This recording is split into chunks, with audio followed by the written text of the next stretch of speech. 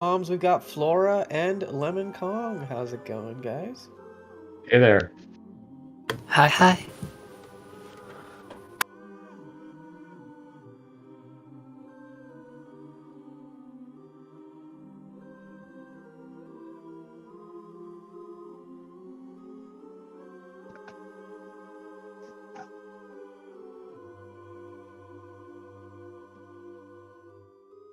So I think we're going to get started here in a couple seconds.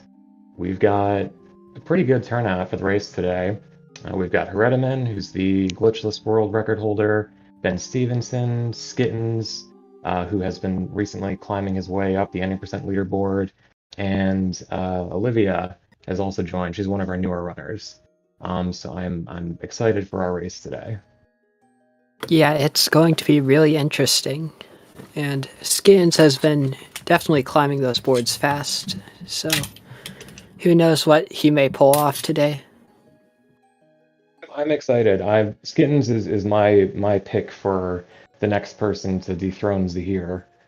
He has held that any percent world record for about 3 years now. Um, it's time, I think. I think it's been 4 now. Has it been 4? It's been a Yeah, it was while. set in 2018. Oh wow, yeah, we needed to see some movement on that. We got to get this sub 121. Yeah, the world records on the main categories have definitely been a bit stagnant, but on the IL scene, they haven't not exactly been stagnant. That's true. That's true. You have made sure of that. For those who don't know, Flora here has decided to sweep the IL leaderboards and take most of the world records for the individual levels. She does need some competition if any of y'all are up for the challenge. But in the meantime, we're getting back to any percent. It looks like we're going to start in about 10 seconds here. Yeah. Yep, and the run will any percent kind of just once it gets started, it keeps going, and this train will not slow down.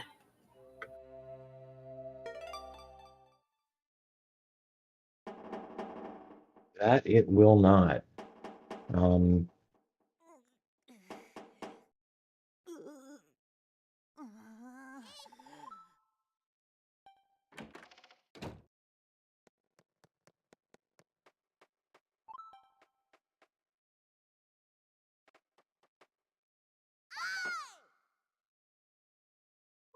So I guess while we go through the opening cutscenes, I guess Lemon, do you want to help explain like what kinds of interesting things you might be seeing?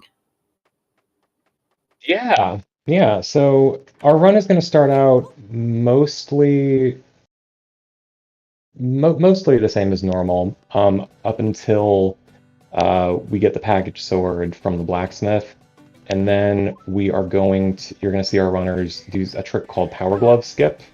They're going to use a bird coming up in a little bit to basically break their way through the entire prologue, and it's a trick that just really makes runs of this game a lot more palatable.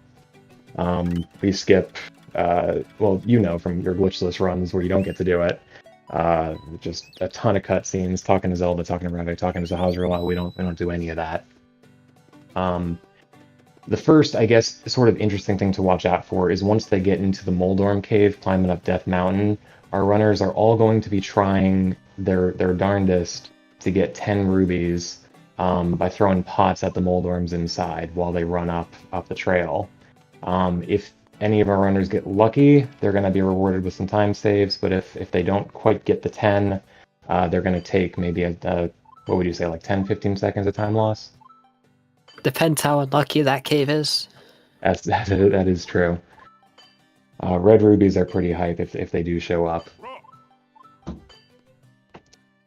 Yeah, I guess the funny thing for glitchless as a glitchless runner is in the first bit of the game you don't want to see a red rupee at all. While here, if you see one, it like makes your day.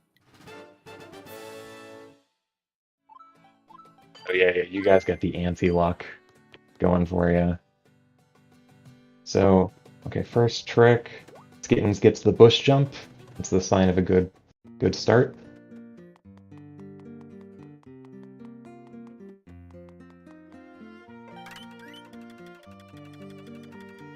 And I guess, yeah, you'll see everybody get the Kakariko Weather Vane. That's just to make sure we can warp back to Kakariko when we unlock that ability. Because I've forgotten it and it wastes a lot of time. Here we go. Is the crow gonna behave today? Skittens gets it, Olivia misses, Ben misses, and Herod gets it.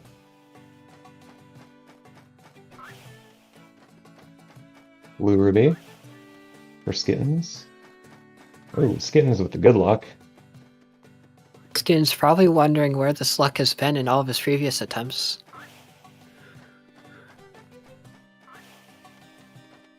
I'm telling you, Skittens is the one to watch.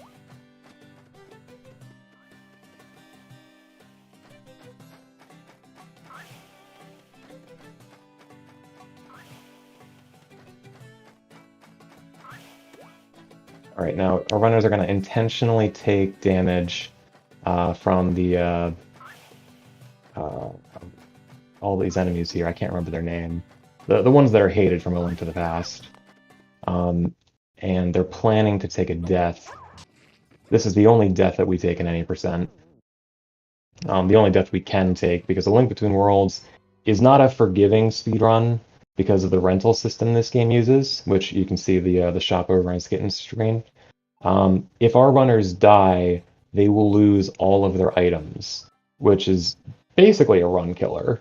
It's very hard to come back from that, and it messes up our Ruby routing quite significantly. We have, I think the number is 480 total rubies that we need to get before we reach low roll, and that is to buy most of the items in this shop except for the sand rod and the boomerang. We skip those two, and also the smooth gem. I guess also we are going to see if Ravio decides to hit all our runners with customer service today. So, oh, Skins gets the customer service. So yeah, that text box when you leave is actually RNG if you get it or not, I think. Right. Raga just wants to provide good customer service. He's a good shopkeeper. I guess also some of you may have noticed we get the fire rod for free. That is since you get one rental if you don't have enough rupees. And that rental system requires you enter with under the amount of rupees for that item.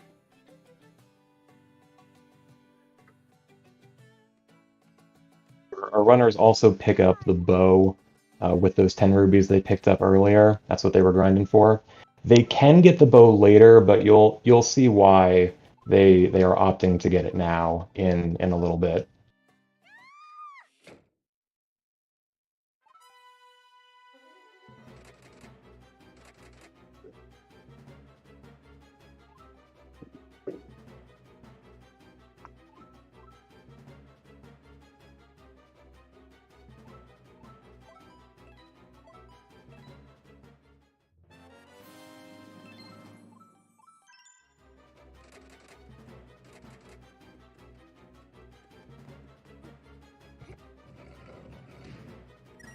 Skitten's going through Sanctuary. He gets that 20 rubies under the tombstone. That's one of our routed rubies in here. We need about 50 rubies leaving Sanctuary. Any more than that is a great thing. We have, I want to say about, depending on the choices the runners make, they need roughly 50 rubies just from RNG sources before they reach low roll. Really before they reach the end of their second or third pendant dungeon, rather. Yeah, the rupee routing in this game is for any percent is definitely a bit spooky. It's definitely one of the reasons I like glitchless. There are definitely some safer choices. There's fallback rubies that honestly don't cost that much time, but if you're going for, if you're aiming to be competitive, then you got to take the risks.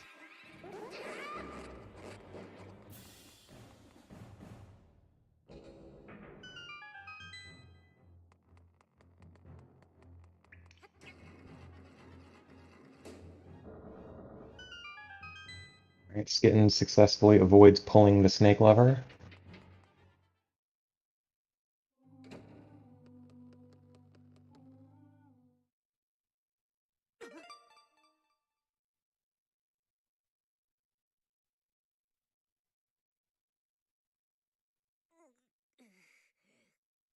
So now here with Skin Screen and Redman Screen, you'll notice some of the joys we get from doing Power Glove Skip.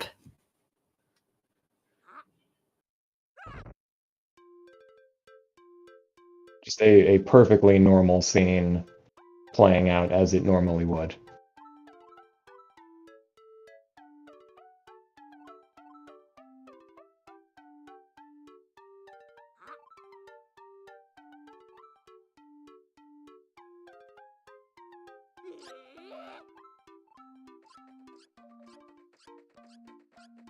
No, so this is one of the fun things about any percent.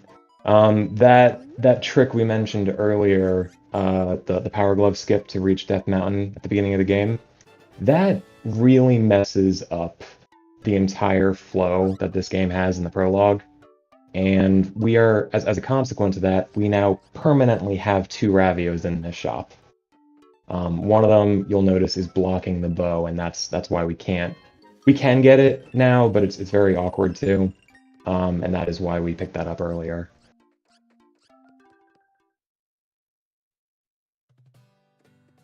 Yeah, Lemon is not kidding about that being awkward. I've had to deal with that, and I think early versions of the rando, it is not fun.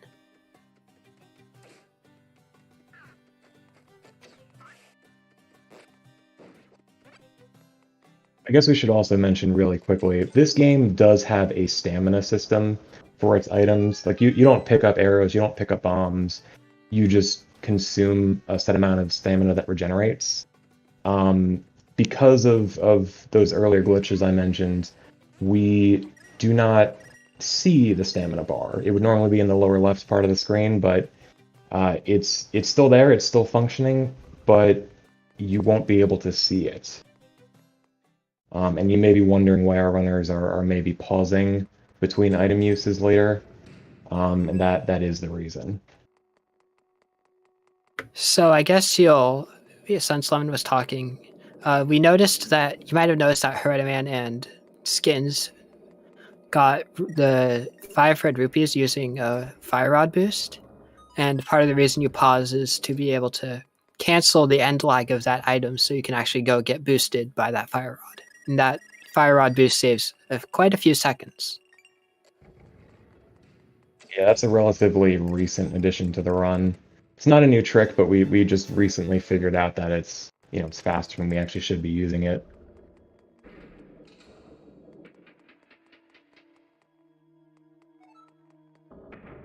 So Eastern Palace is relatively easy, relatively simple dungeon. It's where we're going to get most of our money for this run. We have 269 rubies in Eastern Palace planned to get, and anything from RNG is just a bonus on top of that. Yeah, Eastern is also, for those of you wondering, it's the one dungeon I don't hold both IL world records in, but due to its simplicity, it is absurdly optimized. Skitten's going for our first big skip. Well, first dungeon skip, I guess. And nope, the Armos does not want to cooperate with him. He's trying to do a tornado rod lift with an Armos boost.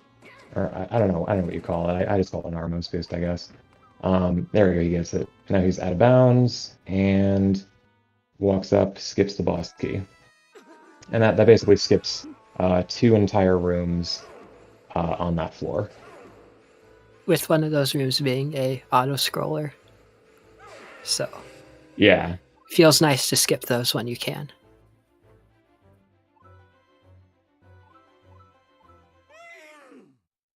We've got a heck of an auto-scroller much later when we get to ice. Everybody look forward to that.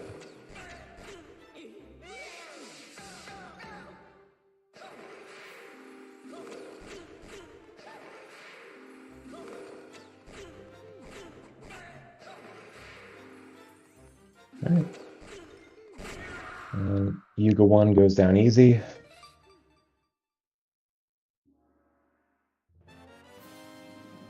And finally, we have the bracelet. Now we can use the big main feature, the big main gimmick of this game, which is wall merging. One can just basically glom himself onto any wall and just walk along it.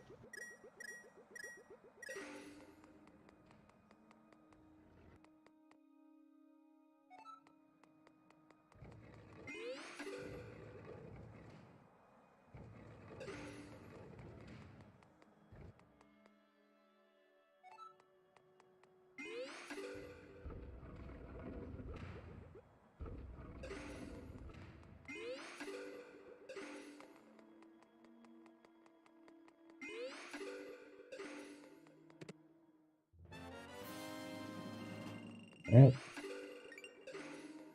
And all the silver rubies in the escape are very important. They make up a big part of our wallet. Yeah, those rupees really are such a lifesaver that the devs put in.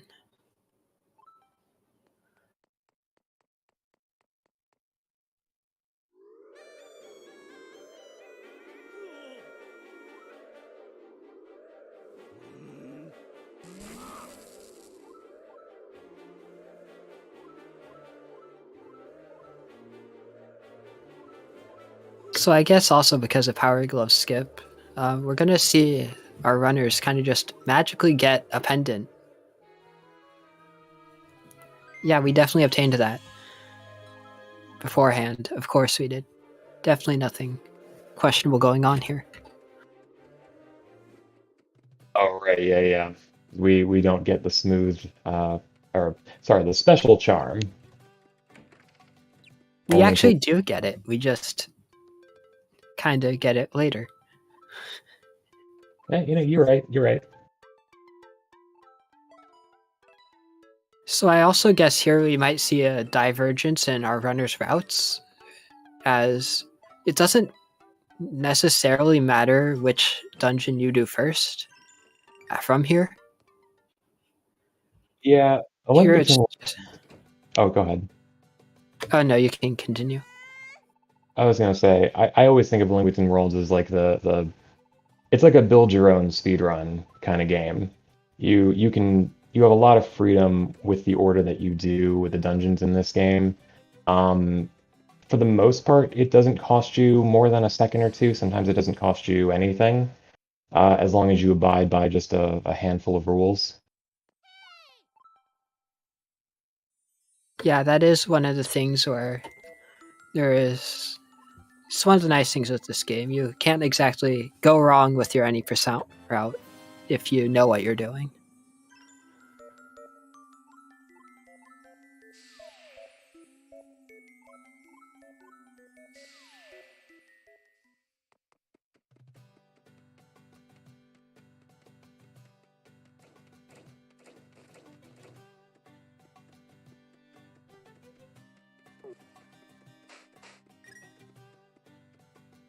This next stretch of the run is honestly this is my least favorite part of the run because it's the chores, it's the errands. We're just going to be running back and forth between basically Zora's Domain and Kakariko, but we got to pick up some important items. We're picking up the Pegasus boots, which are, as you can imagine in a speed run, they are critically important. Not just for their speed, but they also enable a number of glitches, and also the flippers, which uh, Flora knows. We cannot skip them. Yeah, there is one dungeon that is comically locked behind flippers, much to the vein of Lemon Kong. One day, it'll happen one day. We have skips for everything else except the water dungeon, but I guess that makes sense.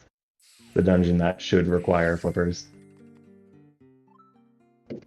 Yeah, some of the ideas we have had to skip flippers would have been not faster RTA, most likely due to the painful nature of the ideas we've had.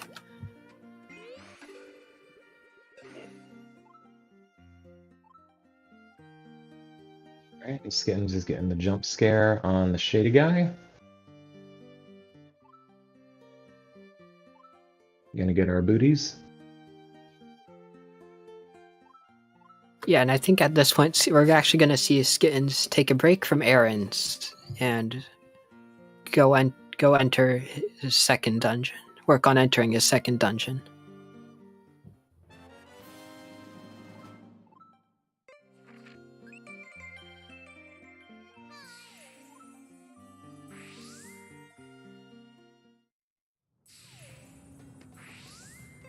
Yep, we have a divergence. Skittens is climbing Death Mountain to go to Tower of Hera, and Harriet is getting his flippers.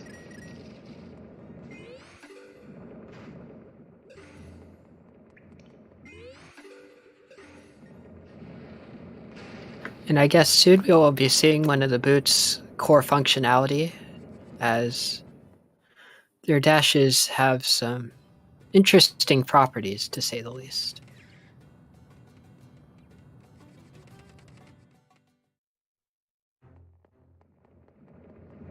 Harriet here is going for the fish skip. Nice, he gets it first try.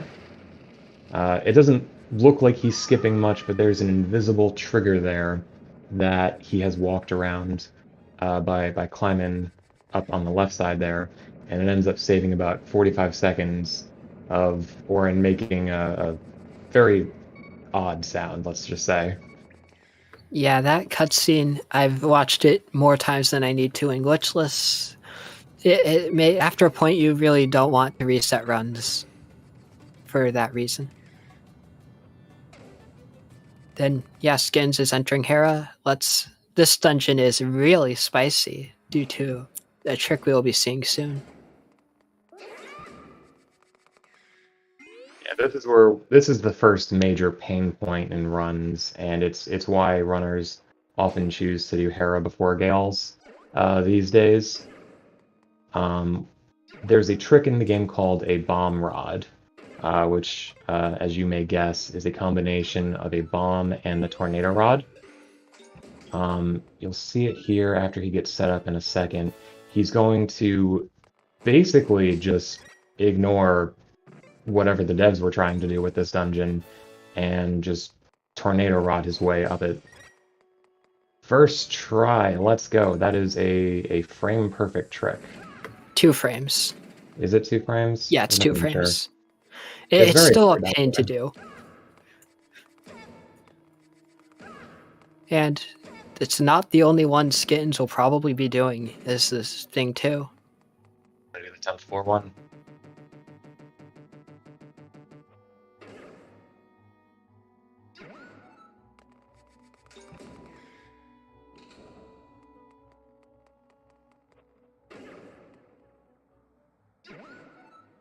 Oh yeah, so now Herediman's in Gales. And I guess, yeah, those are our 2 dungeons. There's a trick from him we'll be seeing here that also skips a good amount of this dungeon. And I guess we'll also be seeing arguably the worst boss in the game, if not second worst. And the best boss. Oh, Skittens is going for it. He gets it! Man, this pace.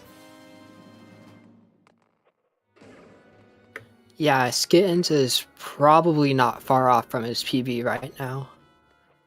Aside from Eastern.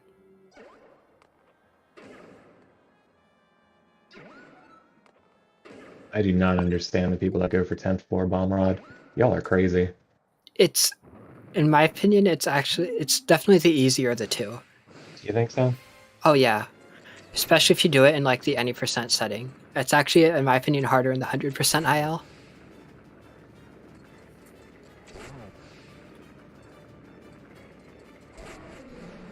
And perfect Moldorm fight.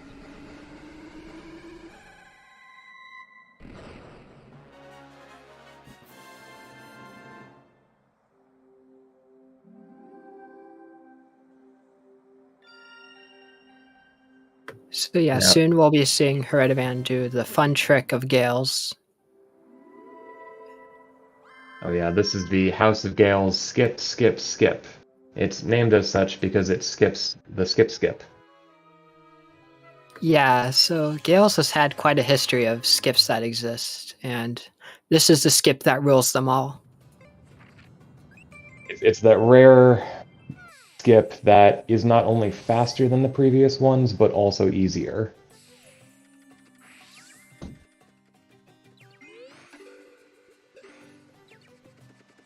So yeah, Herediman's going to be entering IHOP soon, and there's a trick with this boss that we might be seeing from him if the last cycle goes right, so that'll be exciting. No, Harriet won't do it.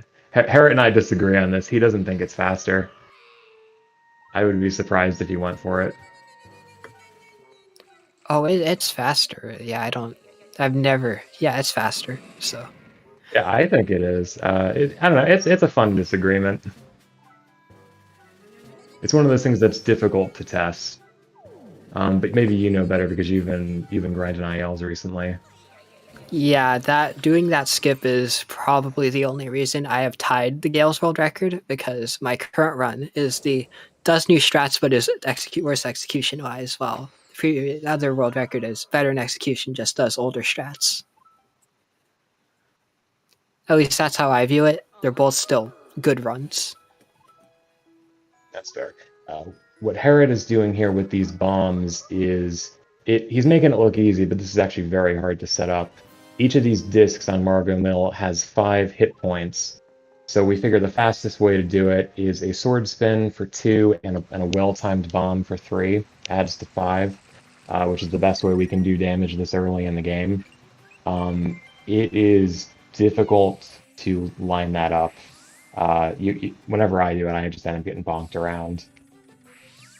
Yeah, this boss is one that it is very easy for things to go wrong, and once things go wrong, they do not stop.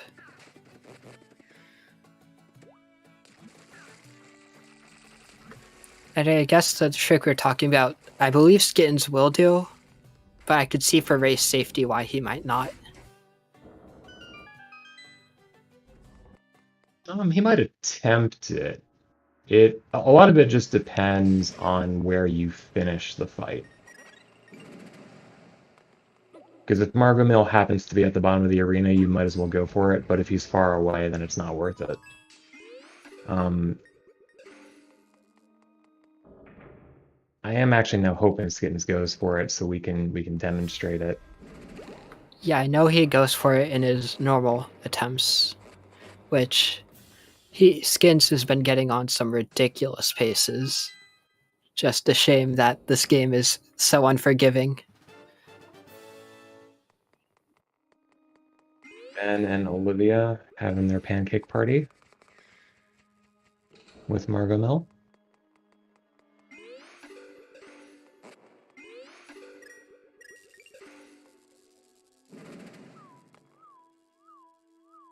Ooh, Skittins got denied by the block. I hate that trick. I never go for it.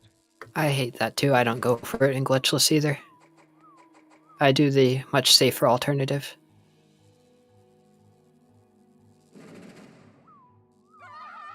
This is one of those tricks that doesn't actually save a lot of time, but feels good when you get. Unfortunately, it also feels really terrible when you don't get it. Yeah, it's one of those, it's not hard to do, but it's just a bit easier to mess up. There we go.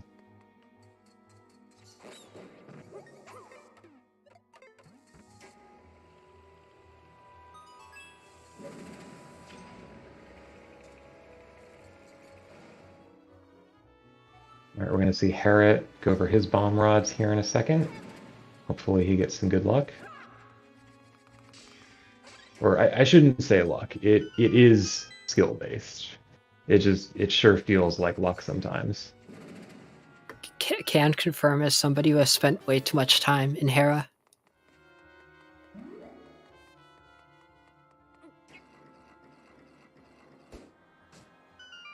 Doesn't get it the first try.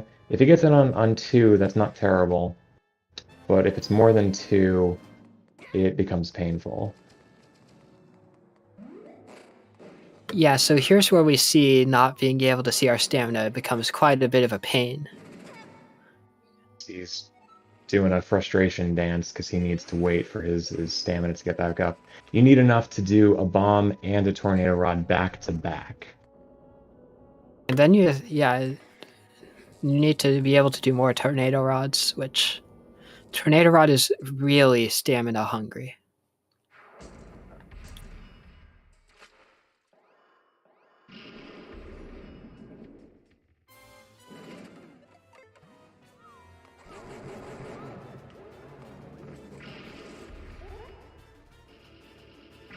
Time for Skin's pancake party. This is going to be very interesting.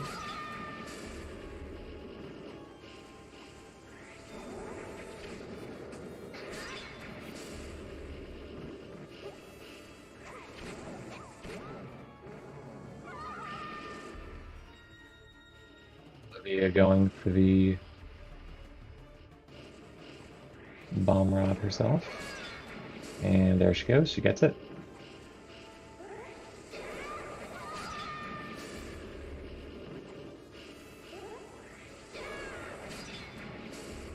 I think Skins is going to go for the trick we talked about, so... Looks like it. Yeah. Or is he not? No, he's not. Pain. So I guess now we can talk about the actual details of the trick. You can tornado rod up onto Margamil for that last cycle when he's in that spot. And you can basically then get to leave and re-enter the arena, which skips the pendant spawning animation, which saves a few seconds, but is definitely faster than the alternative of grabbing the heart container. A shelf that slides back in after you finish the fight. It's the platform that you entered the arena on. It slides back in. If you happen to tornado rod the exact second the fight is over and you regain control, you can put yourself on top of it and it slides neatly under it. It's one of those tricks that just feels really good to get, but you only get one try. Yeah, it's... But in my opinion, it makes scales a lot more manageable because that heart container I have never liked grabbing it. You don't like the heart container? Really? No, it's slow. Okay, that's fair. Alright, Skittins is going to have his... This is sort of the break, is when we go for the Master Sword. We're normally supposed to play this game to follow the pose. There's some secrets that, if you know, make this a lot less difficult. And you really don't have to follow along at all. The Poe is always going to land on the right side, and you see that Poe on the right side went to the right, so we know that he's going right. And there's a similar trick for round 2. Instead of being on the right, it's going to be the ones on the top and the bottom. The two that we have to follow will always finish in the top and the bottom. So you just got to follow those two after they finish shuffling.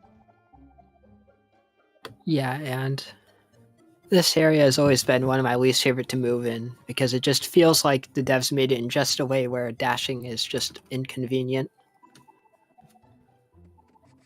They for sure did. I'm not even sure what the best like which direction you is optimal to get. Yeah, I definitely think up on that last one is optimal since just straight dash. Skins got lucky there. Last one you Yeah. don't even have to mention at all. Yeah, it's always down. So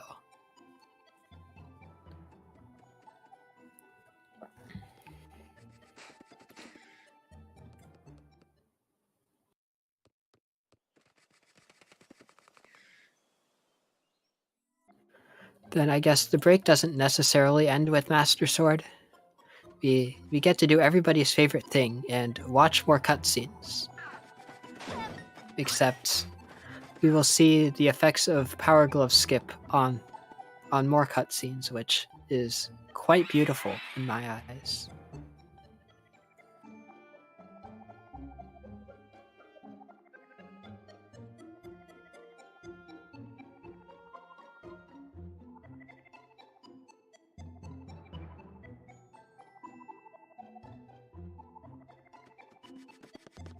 All right, but first, Skin is going to make a quick detour back into Ravio's shop. He's going to pick up the last items that we need to actually beat this game. He's going to grab the Ice Rod and the Hook Shot. Um, at this point, he has to hope that he has 150 rubies. I haven't been paying attention, but I have to imagine he has been. And look, he has exactly 150. Yeah, this game definitely is more generous with the GPRNG than other titles, but it can still be a tight squeeze. And Skins is going to be getting the mechanic that breaks this game wide open. Oh yeah, so that's a blink and you miss it kind of thing. Skitten's just got something called Quick Equip from Ravio, which probably won't have to wait too terribly long to start seeing it get abused. It's one of those abilities that doesn't matter much in casual play, but is a massive, massive deal in the speedrun. Yeah, it is. And it is also one of the long list of reasons why nobody should ever run low percent. Just don't. If you're thinking about it, don't. You don't want to.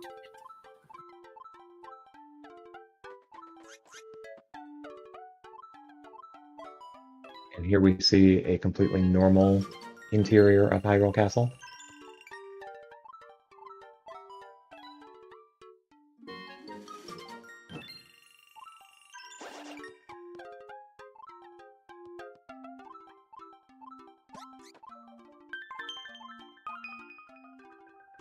And this is the break part 2. He's got to wait about 20 seconds. Impa wants you to stay here and admire the paintings while she goes gets Zelda. And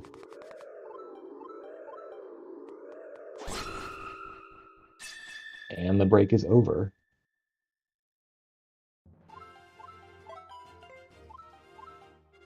I guess also at Hyrule Castle, you'll notice skins bonked there. This dungeon is notorious for having RNG bonks, as we call them. Also, real quick, we're going to see Zelda.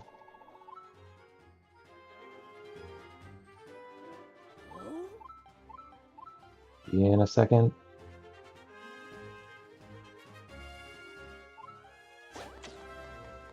There she is. Giving us our special charm that we definitely had earlier.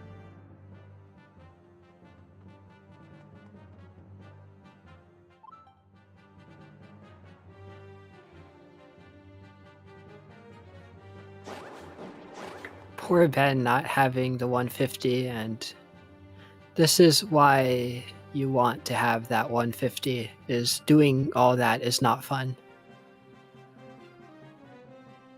Yeah, that is one reason why I do like to do Hera after Gales.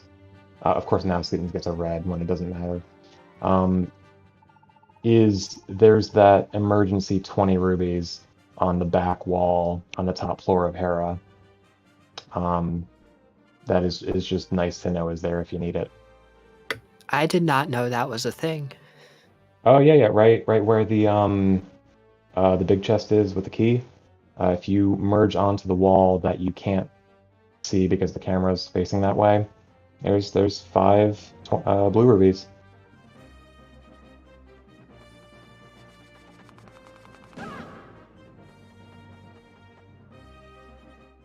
And I guess Gittins just did another Armos lift to skip that mini boss kind of that Armos room, since it does take quite a while to fight all those Armos in glitchless, and it's way easier than the Eastern Armos lift, so pretty much always worth going for, no matter your skill level. Definitely is.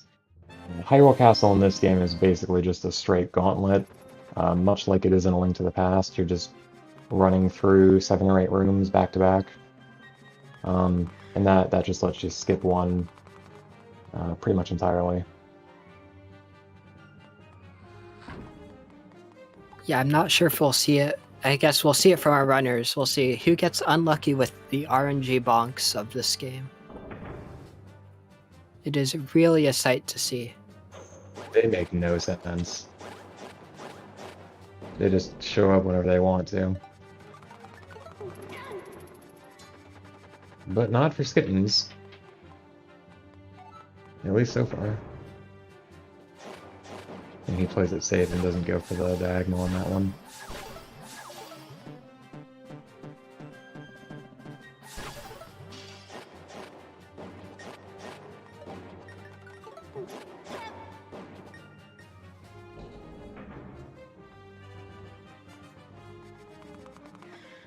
So Skins just entered Yuga 2, and this fight is more or less an auto-scroller. Nothing too interesting to say about it, sadly. There is a way to speed it up.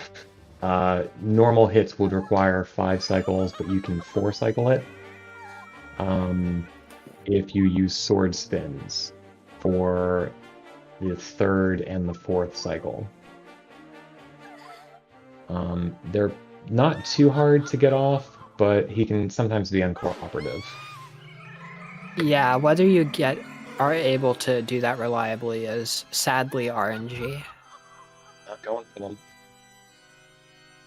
Yeah, Skin's getting the good RNG with that one.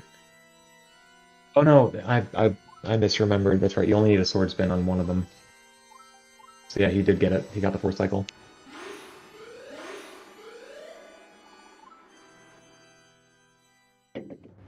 So now that Skins gets ready to enter Laurel, the run will really start just accelerating from here.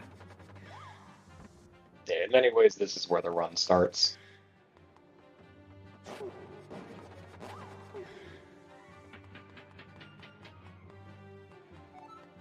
All of our Hyrule dungeons up to this point have taken, well, for Skitten's only 40 minutes, but I was going to say for the average player, about 45. The second half of the run is we do 8 dungeons in basically the same amount of time. If that gives you any sort of inkling about how these next dungeons are going to go. And I guess I should give another hint. In Glitchless, those dungeons take about an hour 15 minutes, I think, at the high level, while Hyrule should take about under 45. Or not under 45, under 50. That's about right.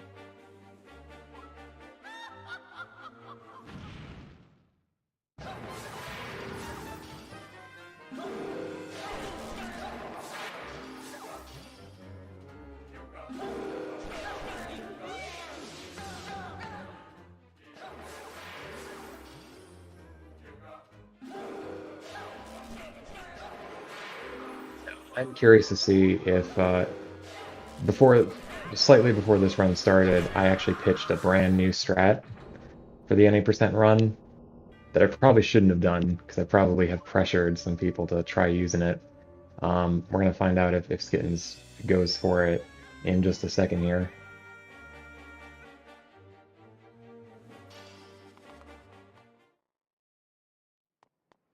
And he's playing it safe, and okay.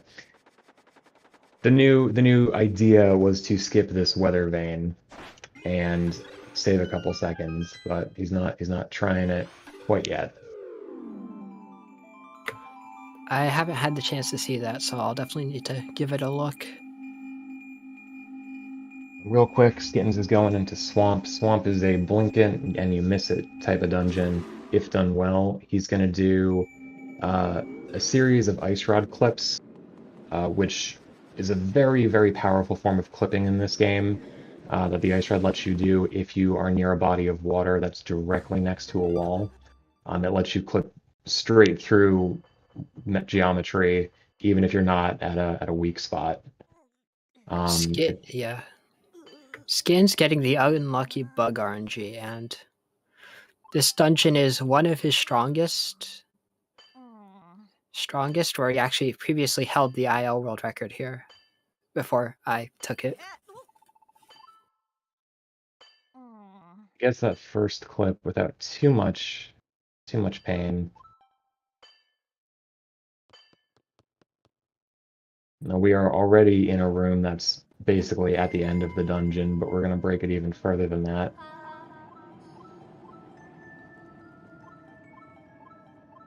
And he's going for the raft tech. He gets it. That raft tech is fairly new, and it saves a couple seconds to get up on top of the wall pretty quickly.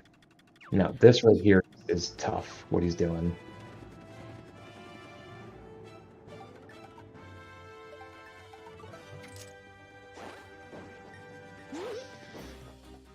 Ooh, smooth.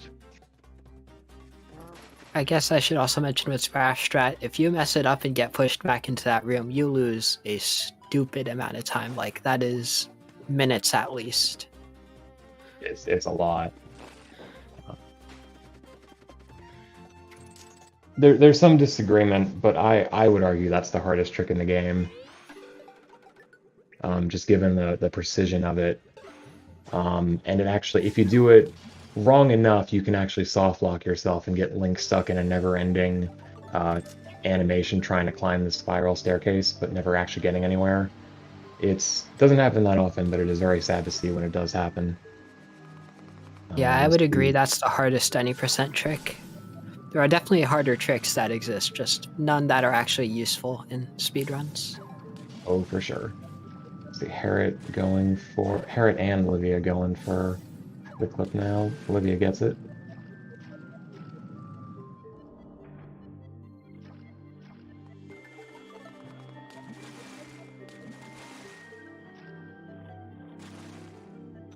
Harriet doing the hookshot hang. Struggling a little bit. Yeah, I know that hookshot hang is, in my opinion, not worth for any percent. It saves like a few seconds max, but just loses more if you fail and is really easy to fail, especially when you're going fast. There is I think, a better strat now that I think Skittens did to dash slide off of it. But while we were talking, we just missed Skittens skipped all of Desert Palace. If you weren't paying attention, he's done with Desert Palace. Did you enjoy it? Yeah, so I know we didn't get to see any of the interior, but Desert Palace has really an interesting speedrun history of what strats used to be done inside and outside the dungeon, and the ways it has been skipped have evolved over time. Oh, and Redman is fighting Argus.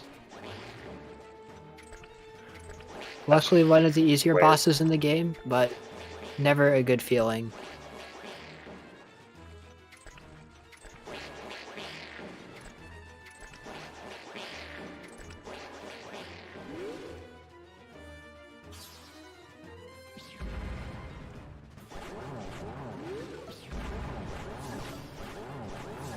Then, I guess for the people who missed Desert Palace Skip the first time, it is time you should pay attention to Olivia's stream, where she will be doing the trick shortly.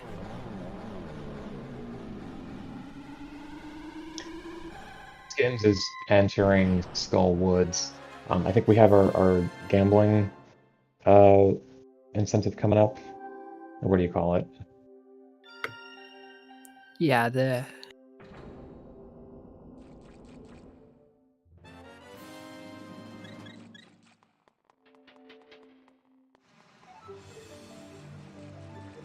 So, Skull Woods isn't necessarily a difficult dungeon exactly, but enemy RNG can really just lose you time in many ways just because it wants to.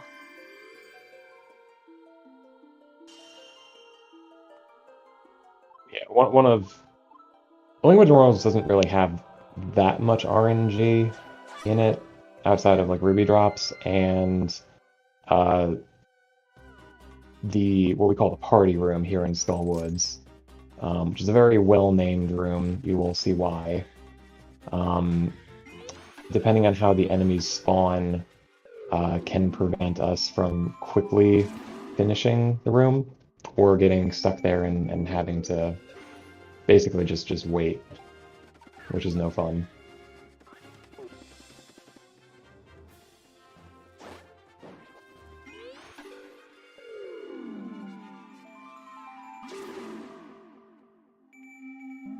Olivia going for Zaganaga skip.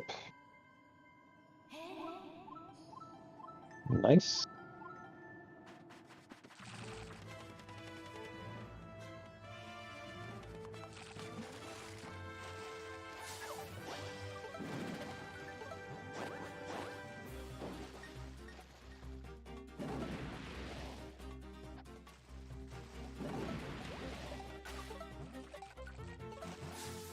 I think most of our runners today are playing on 3DS console, but for the leaderboards, we actually do accept emulator runs now, as that's a new change from the recent year. The only stipulation is that they have their own leaderboard. Because the loading zones do go a little bit faster.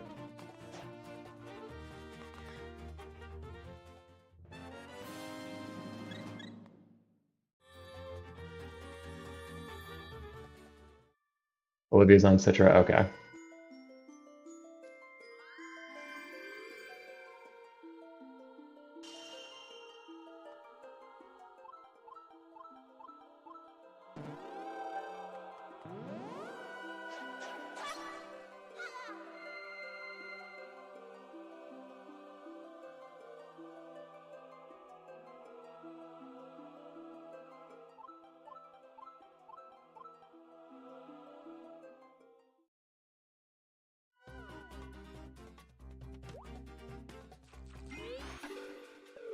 Oh, and Olivia's doing ice. This is more of that run divergence. Skull and ice are largely interchangeable with where you place them.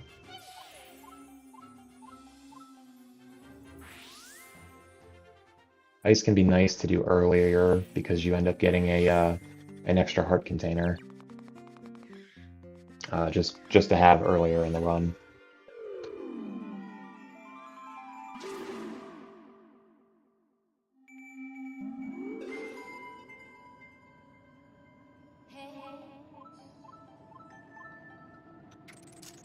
Then this is the auto-scroller me and Lemon were talking about earlier. Not a whole lot to say out of it. Just don't fall off. Just ride platforms. Skins over here is doing a trick called eyeball duplication. It's basically, as the name describes it, he duplicated that eyeball, gets his big key without having to carry the second one from the southern part of that room, and really skips the whole thing. That's a really big time save. Yeah, that IS score in glitchless. There are ways to make it faster, but it's slow. Here we're gonna see the oldest trick in the game. This was the day one discovery. Knuckle Master is a boss so big, with such a big hitbox, that he just punches you straight through the wall.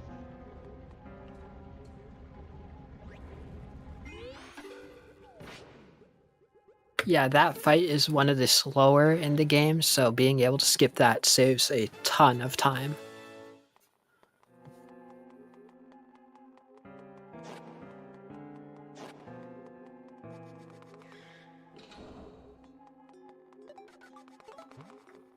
Paka Skull Woods there are comically long invisible walls for Skull. So unless we can find a way to get rid of those, I don't see that happening anytime soon. Quick, Olivia's gonna go for Ice Ruin skip.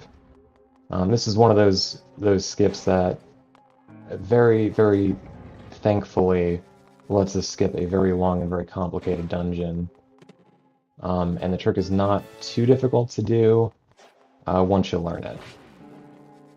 Yeah, Ice Woods is not forgiving in the slightest, so you do not. So yeah, being able to skip it is very nice. Olivia was too far to the right, so she reset. Can you get over? Yeah, you can get over it with Moon Jump. And we do have a Moon Jump percent category that, you know, always welcome new runs in that. It's a fun one. Doesn't see a lot of action.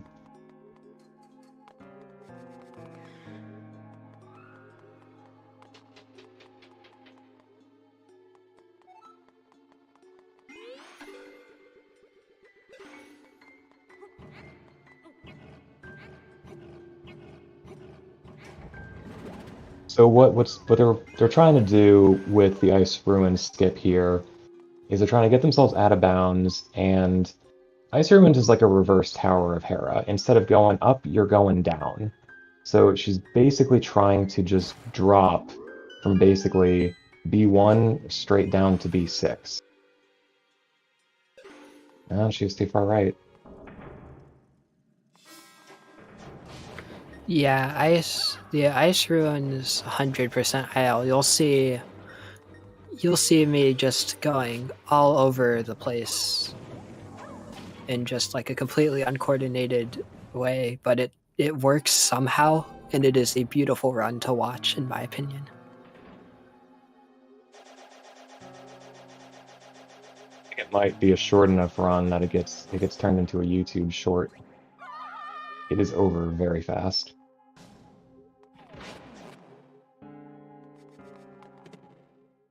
Yeah, 37 seconds is the current IL world record tie. And I don't see 36 happening.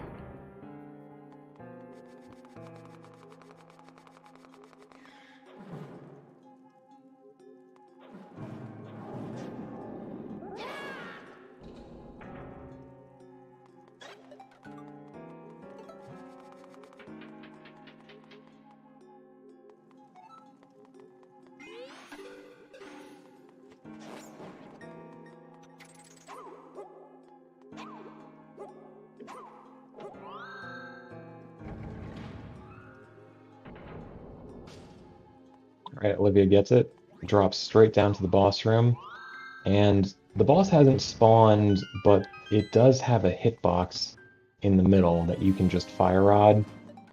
And not sure the specifics of the interaction, but it's dead. We defeated the boss. Skins is actually going to be fighting the boss. That Ooh. is...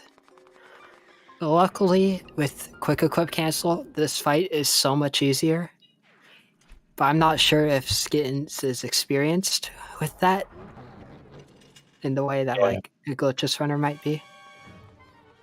Yeah, you never want to see Dark Stare in an any percent run. As long as you land on the top half of the arena, he will not spawn.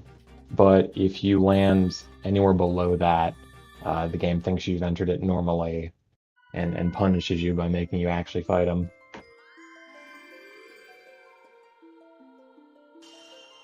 And you see, he only got hit once, but he took 4 hearts of damage.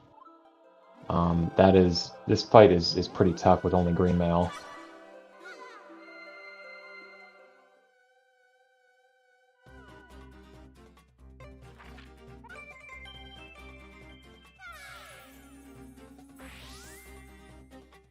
Yeah, this whole dungeon just is not forgiving with green mail, and one of the reasons I suggest newer runners of glitchless do swamp first.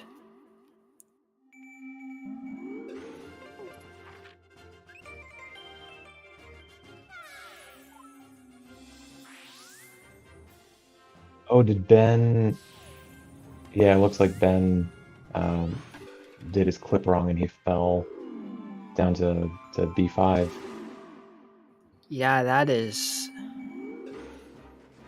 just really not recoverable, sadly.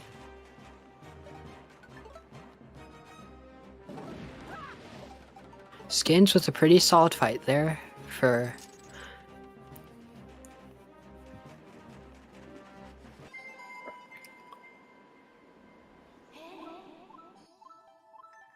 So this will be interesting to see how Ben recovers, or if he does recover.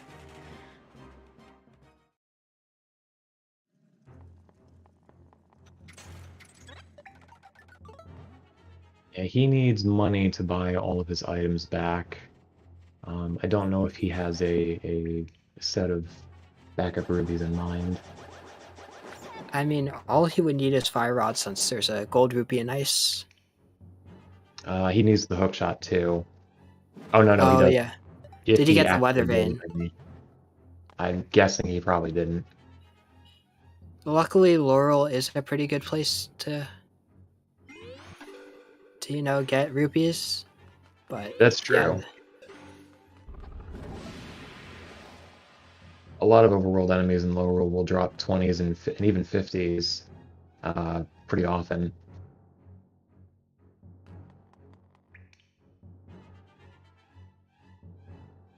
so soon from Skins, we're going to be seeing a stealth section of the game where let's just say the guard's eyesight isn't necessarily the best.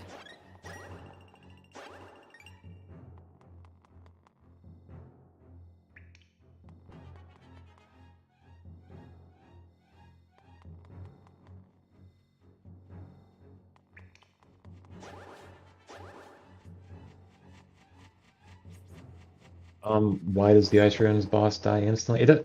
I'm not sure the specifics of the interaction. I think we just have theories. But it doesn't spawn properly, but the object is still there, just in the middle of the arena. So for some reason, when you hit it with the fire rod, when it's improperly spawned, it takes 2 or 3 hits, depending on how you aim it, before he'll die. Exactly what's happening, I've never been entirely clear on.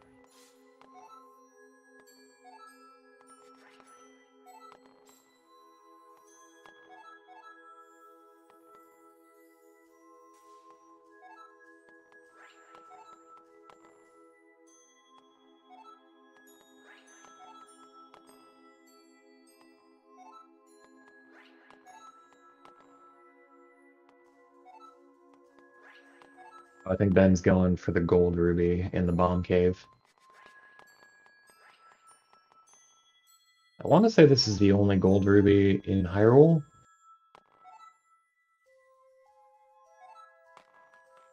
There might be one other one I'm forgetting, but most of them are locked into Lowell. Hyrule typically gives up silvers.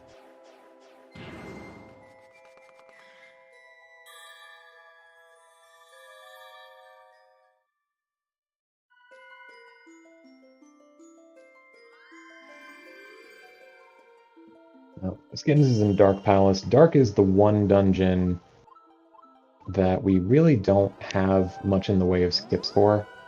There is one, I guess technically skip, but it's more of a cheese, more of a developer oversight than an actual trick.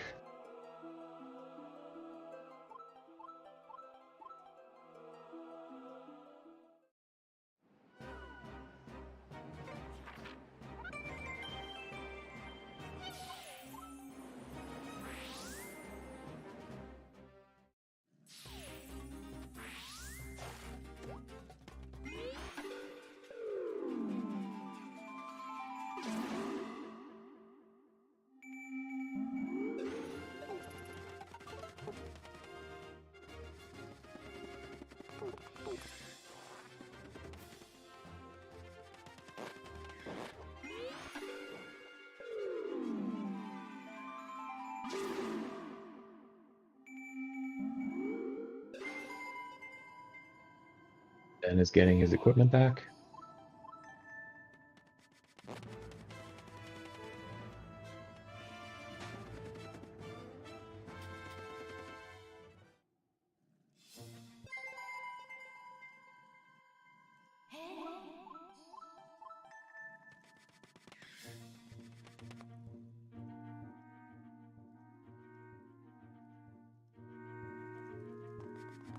Skittins is having a little bit of trouble playing bomb bowling here.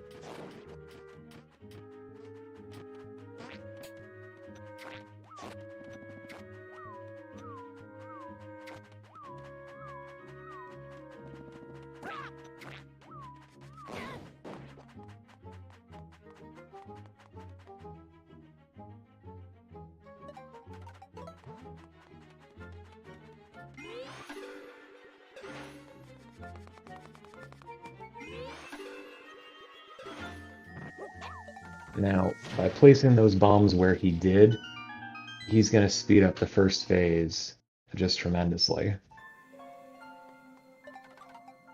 3 hits and a 4th one to the face, and that's first phase done.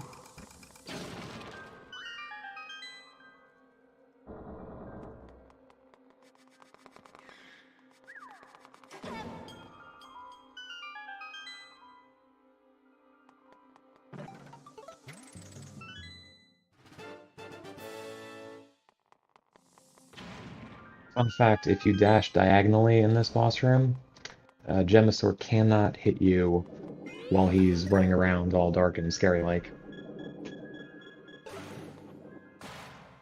Overall, a very clean fight from Skitten.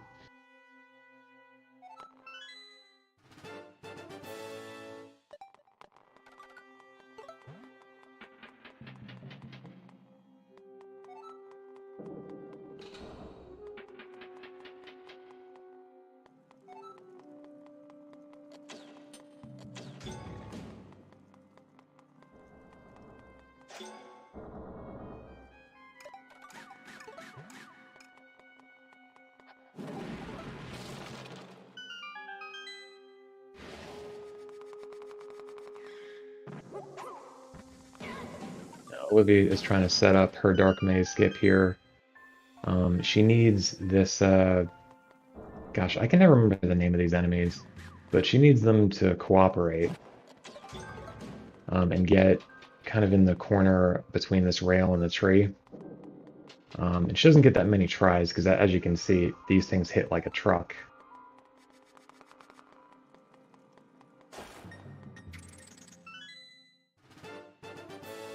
While she's doing that, Skittens has taken the shortcut from the Dark Palace area down to Turtle Rock.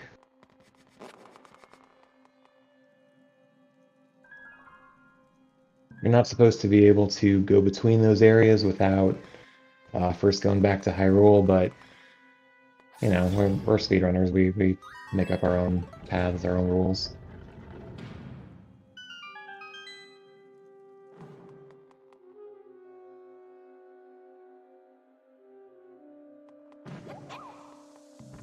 Skittens is trying to do a trick here called animation storage. He is swimming right up to that dock, but not actually getting on top of it. And that stores that get out of water animation until he can release it to get up to Turtle Rock without rescuing the turtles.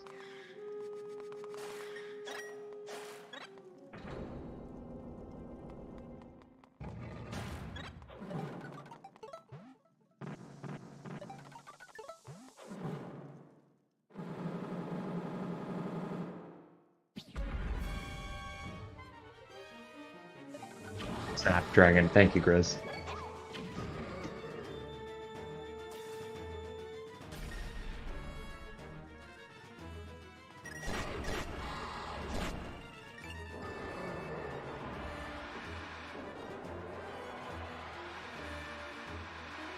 Now here we're gonna see, hopefully, the big key skip. Yep, first try. Yep, and Skins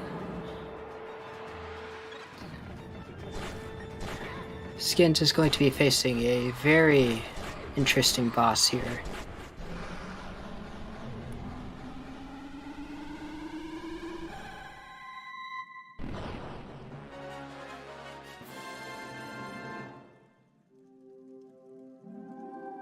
That trick looks a lot harder than it is. Let me tell you, we had a much harder version of it for years. That was basically just a bomb rod over lava.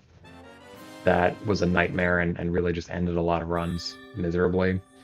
That whiz rope technique, it isn't actually that hard to line it up once you know where to stand, and it's definitely way more approachable and way more manageable than it might appear to be. Yeah, that Wizrobe is the easier, not frame perfect alternative to the old strat.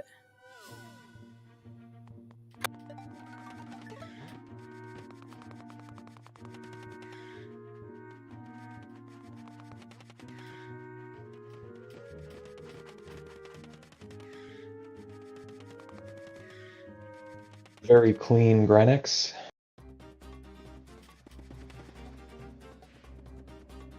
Or Grenix? I was never sure exactly how to Yeah, say I his don't name. know the exact pronunciation of that boss. I just know he can be very annoying in his movements. He definitely can. It's Trinex, but he lost 2 of his necks, unfortunately.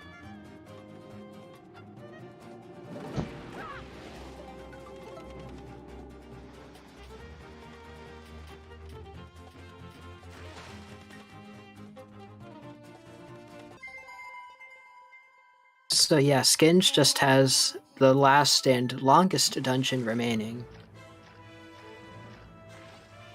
And we will see if our favorite character decides to be her usual self.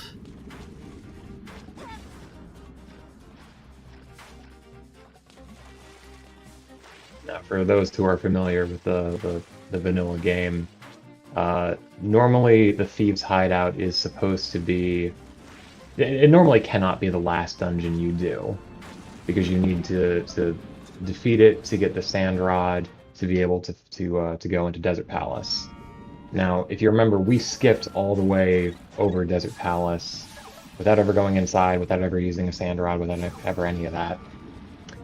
And some interesting things happen as a result that are very beneficial for the speedrun.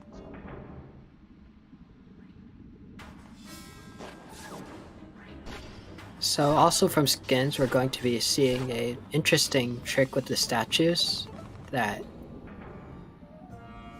definitely help him skip a good chunk of the first basement.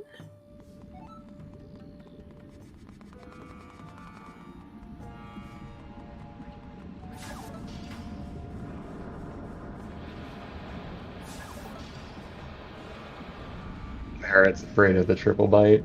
It'll be fine. That almost never happens. Yeah, I mean, even so, just don't get hit. You're good at this game. You got this.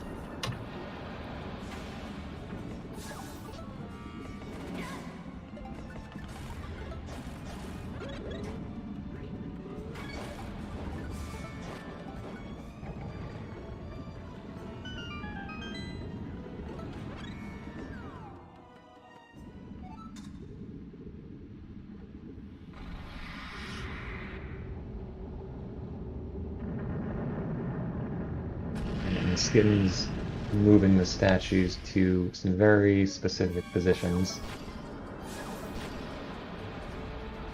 Yeah, the statue positioning is very important, as you'll see.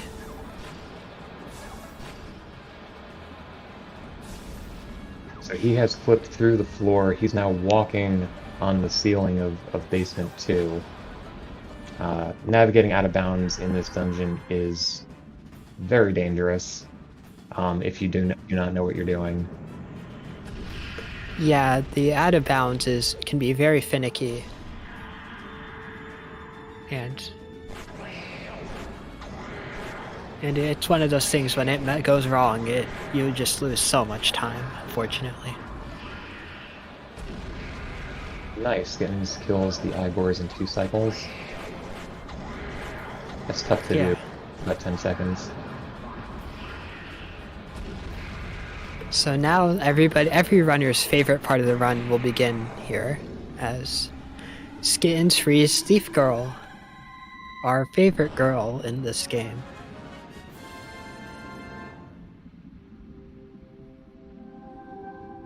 And Harriet, see, you got through Grinex, no problems. Didn't even get it.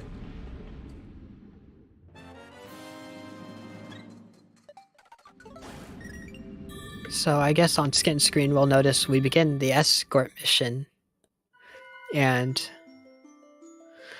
this escort mission, unfortunately, just cannot be skipped due to the nature of how the boss spawns.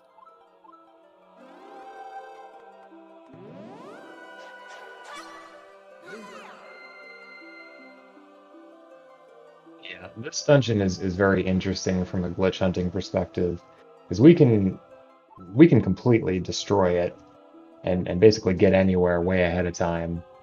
We have a lot of ways to do it, but unfortunately, almost none of it is useful because we need to drag Thief Girl with us into the boss room to actually finish the dungeon.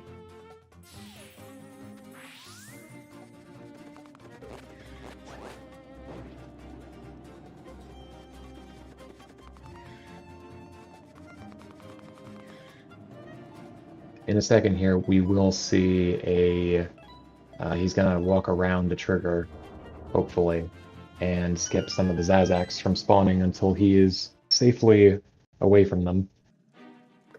I guess also we should mention the entrance riddle to this dungeon is just 23123 is number 1.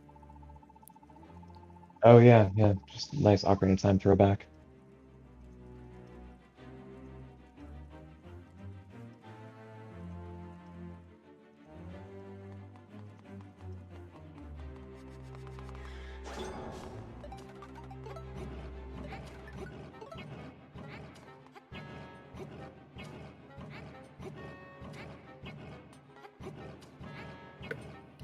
So Skins is lining up for that bow shot just to basically ignore those Zazacs.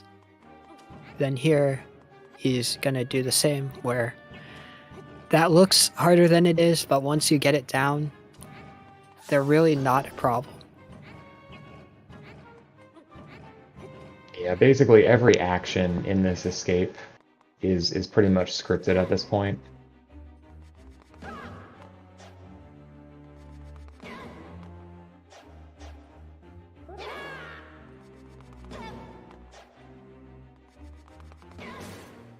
Except for these bomb placements. People do sometimes struggle with the bomb placements.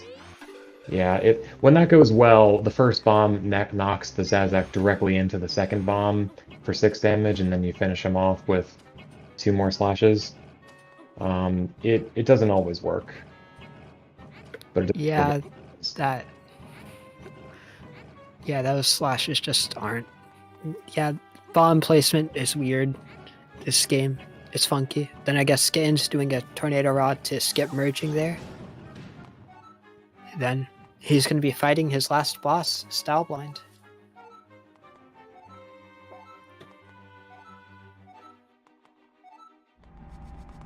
Meanwhile, Harriet is doing his out-of-bounds trek to get to the mini-boss.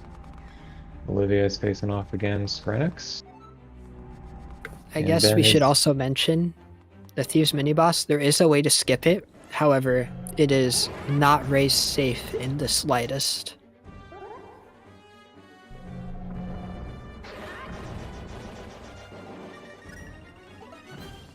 Yeah, it really highlights just how dangerous navigating out of bounds in Thieves' Hideout really is.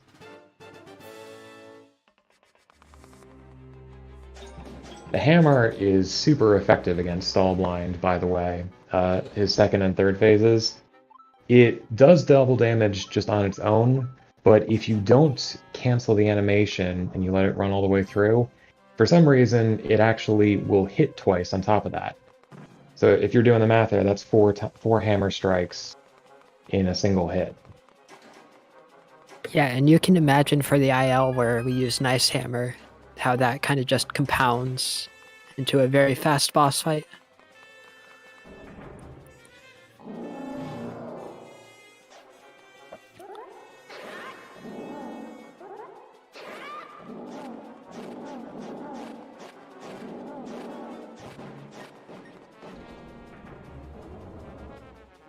Now we're going to see Skitten's getting Osfala as his last stage. This isn't supposed to be possible, because you're going to see Osfala give Skittens the sand rod that he rented, because he is a smart boy who tried to fight off Yuga 1 with the sand rod, and that clearly went well for him. Yep, the sand rod that definitely made him invincible. Sure did. But because of that, we do not watch the Triverse of Courage cutscene, which would normally have played just then. It's about a 45-second time save, and the Triverse of Courage doesn't actually do anything in the game. It's basically a trophy. I will say though, the staircase for that cutscene does still exist for that last bit when you do Thieves Last, so you can go up this invisible staircase. Yeah, it's kind of fun to play around with just casually. You gotta do Thieves Last and run over top of Orin, and you can climb it that way. So Skins has entered Laurel Castle, and the tricks don't stop here. And Ooh, monster parts. Guts. Ooh. And the horn. No. The 2-for-1. I mean that usually ends up happening, but it's you hope that it doesn't.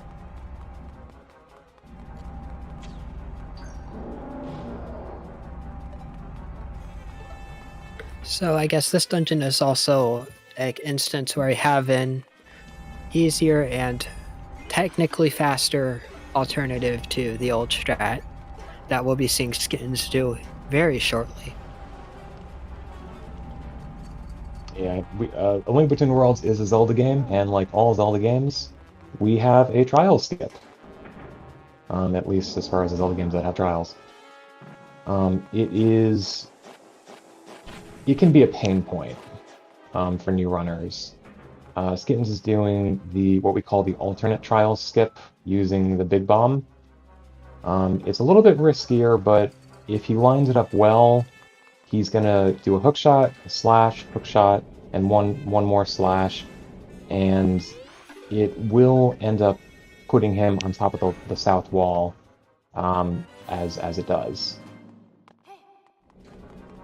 Yeah, Big Bomb is kind of a blessing and kind of a curse, where if you can find that position, it's great, but if you can't, it just feels awful. You'll notice he only got hit once there, but the Big Bomb does 3 hearts of damage with Green Mail. It can be rough if you gotta try it multiple times. And now we're going into Uganon. Uganon is a fight that is more difficult than I think most people realize. It's not too bad when you've got 20 hearts red mail, but 9-10 hearts with green can be very, very rough. Skins can't get hit more than, I forget if it's 2 or 3 times. He really can't get hit. Yeah, I mean, and the scary thing is we have runners who, in that, like the top level, including Skins, who in their attempts will go into this fight with like 5 hearts.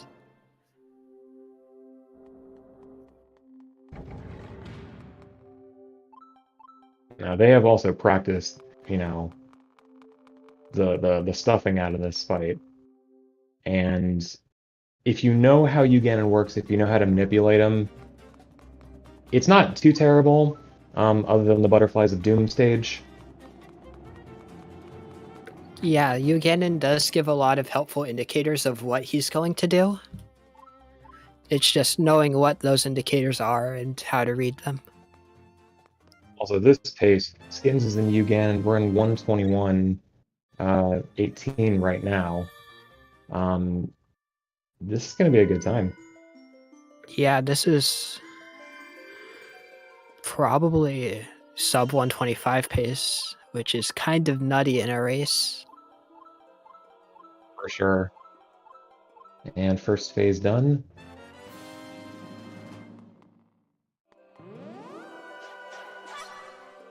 Alright, and again, this is a Zelda game, so we gotta have our staple tennis match.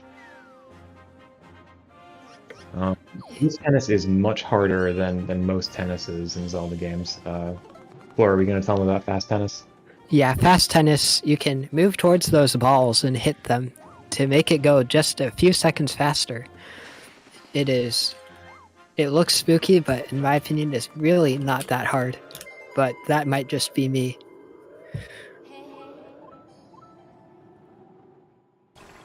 Then I guess we also get the Bow of Light, which will be the last item we get in the run, and yeah.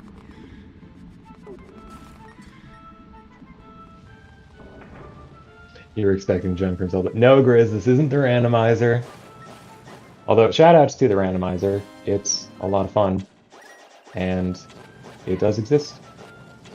Yeah, and Lemon Kong is currently the main developer for it, so and he has really helped push it into a new light of what is possible with the randomizer for this game. It's insane some of the stuff he has been able to figure out. So, highly recommend trying the randomizer even if you aren't interested in the speedruns. It is a lot of fun. Well, I'll end the plug there. But Skittens basically just needs to survive this last volley of the butterflies, and he's home free. The third round of tennis, Yugen is gonna throw 2 balls at him, and unlike the first 2 waves, he can just mash the B button, and he'll win. There's really no way to mess this up. I guess also a meme with Yugi Ganon is that tennis is possible with a bug net.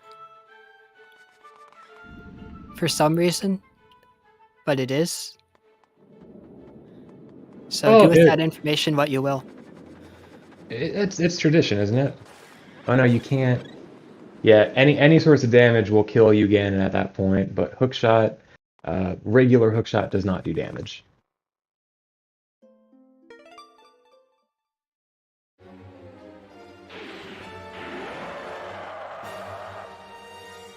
And Herediman starting his Yugen fight. Okay, yeah, so Skin's run is not over. He still has to mash through this final cutscene, but that is a nutty race time. Yeah, time will be when Skittens presses A to touch the Triforce.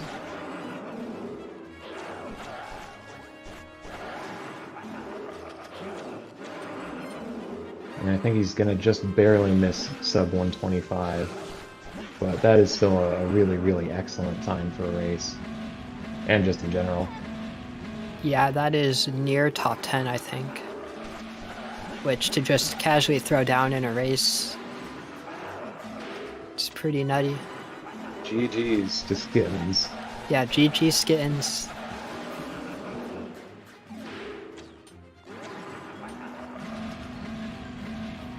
Oh, the race time was 124.53. Okay, nice. He did get the sub 125. Yeah, I believe that's just a casual top 10. Oh no. Damn, Skins. You'll get that PB soon. Yeah, that Dark Stare fight unfortunately threw off what was a very, very solid run up until then.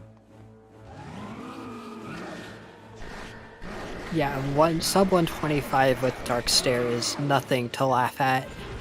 That is just absurd.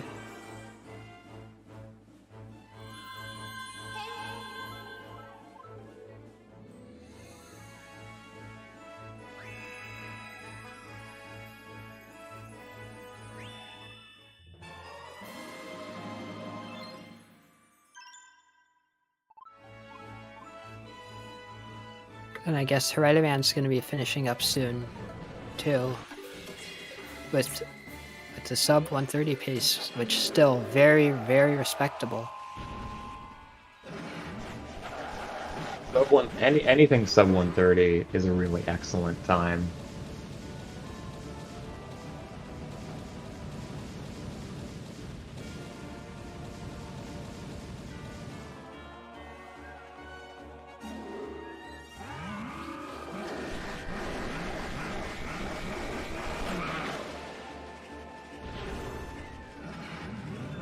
Let's see, is Herediman going for the Matador shot? He is, yep, okay. That was a neat little trick there, where he fires the Bow of Light at Yuganon and then immediately unmerges, and it tricks him into turning around. It doesn't always happen, but when it does, it just speeds up phase 2 just that little bit.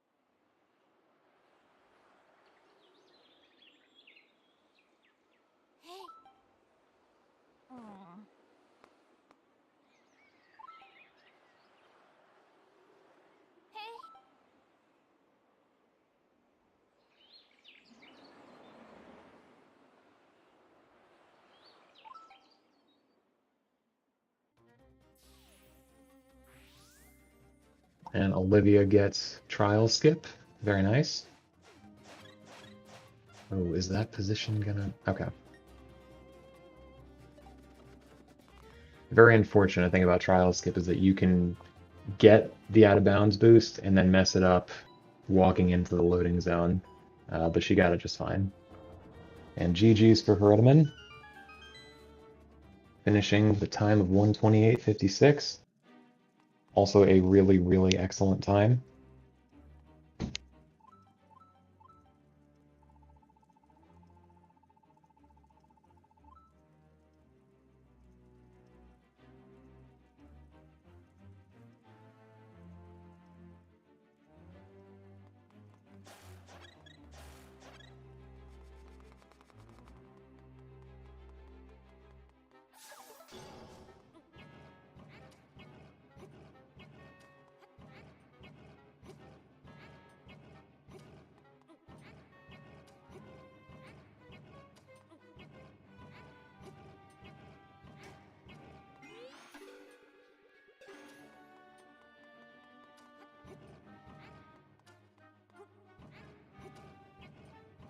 So, Lemon, I guess, since we're on the topic of rando, do you want to share kind of your most recent developments? Yeah, why not? Um, I won't say too much because I don't want to overpromise things that are still in the works, but uh, we have finally gotten to the point where the shuffling of the pendants and the portraits, the just the dungeon rewards, is probably going to be a thing soon. Um, so it'll be like a Link to the Past randomizer, Ocarina of Time randomizer, whatever, where you don't need to do a specific set of dungeons each time. You just have to do the ones that don't have the pendants in them. And that has been a very exciting development that hopefully we'll be able to bring to you shortly. Yeah, so I guess join, if you're curious on that, you can join the randomizer Discord, which is linked within the speedrunning Discord.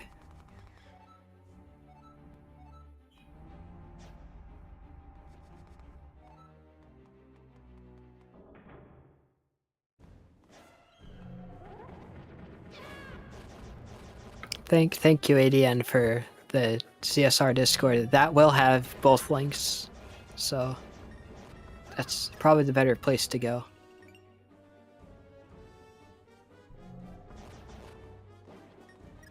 Yeah, I think I'm a little biased, but I think the randomizer is fun. Would love to have some more people play it with us. Get some races going. Yeah, I mean, randomizers, I find it very fun. If you think the tricks in just the base game here are crazy, randomizer allows for so many other tricks that just we could not show off.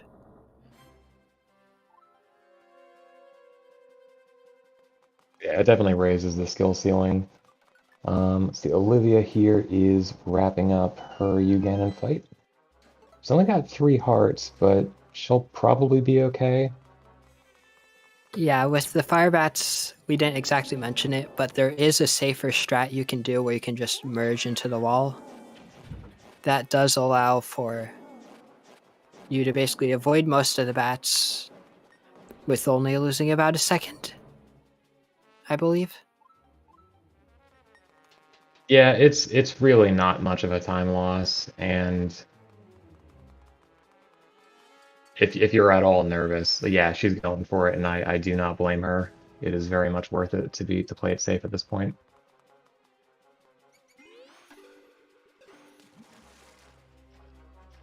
Each of those bats hits for, is it 2 hearts? It's 2 hearts. It is, okay.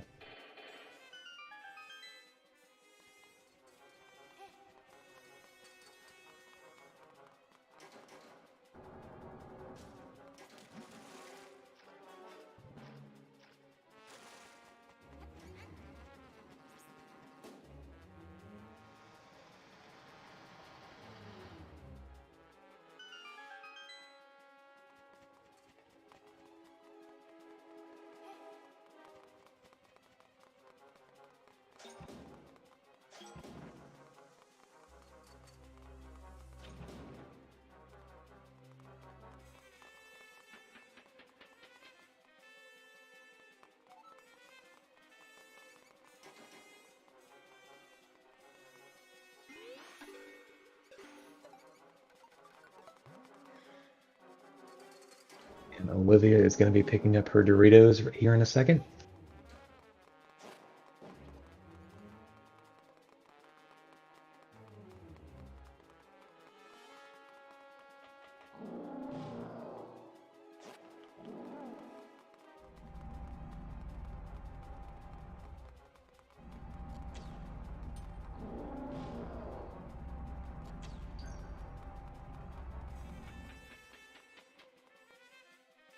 And GG's to Olivia, finishing with a time of 1:34.40. Very well done. Yes, very well done to say the least. I know that's fairly close to her PB. I'm not exactly sure what it is, but very respectable. And it's always nice to have new runners of this game. For sure. I would say we're a smaller Zelda speedrun community. Maybe cozier is a nicer word. We're always willing to help new players, new runners get started. By all means, if you have an interest in speedrunning this game, drop by the Discord. We'll be happy to get you started, answer any of your questions. Just a lot of great people there. Yeah, I mean, it's a nice Discord.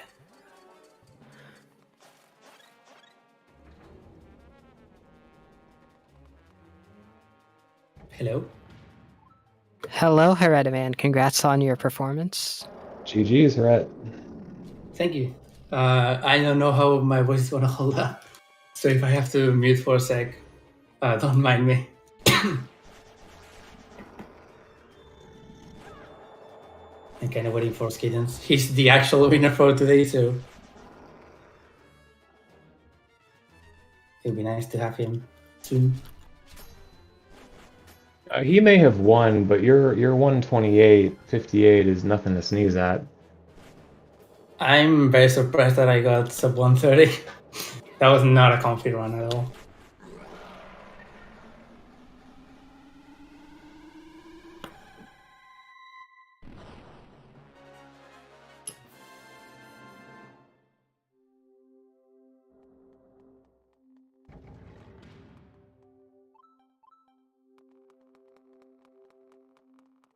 Leaf Drinker, you probably have the opposite view as the community. We're all just like, wow, it's already been 9 years. Oh, Skittins, join the ZSR Discord. That would really help in being able to do this.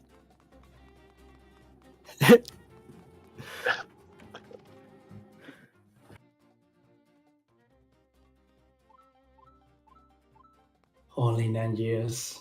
Jesus.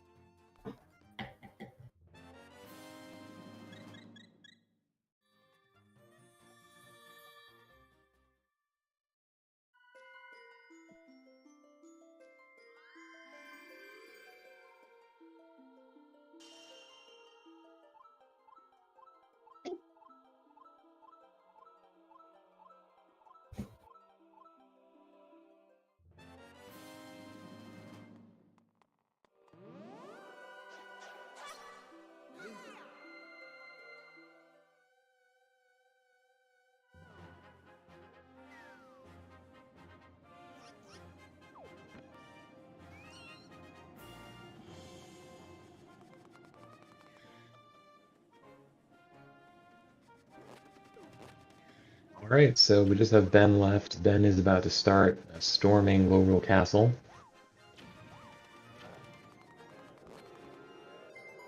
Yeah, and I guess Ben's run is the perfect example of how deaths are just really not forgiving in this game.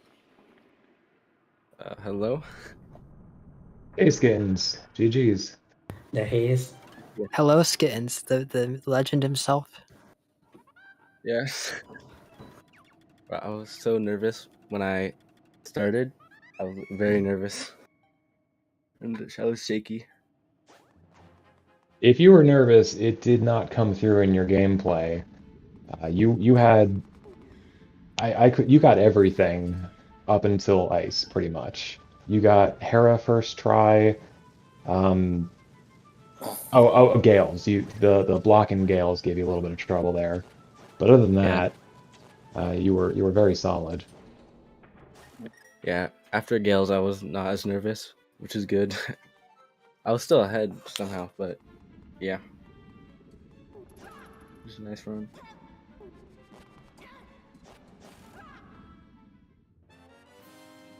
Yeah, it's unfortunately very tragic what uh, uh, falling into the lower half of ice ruins can do.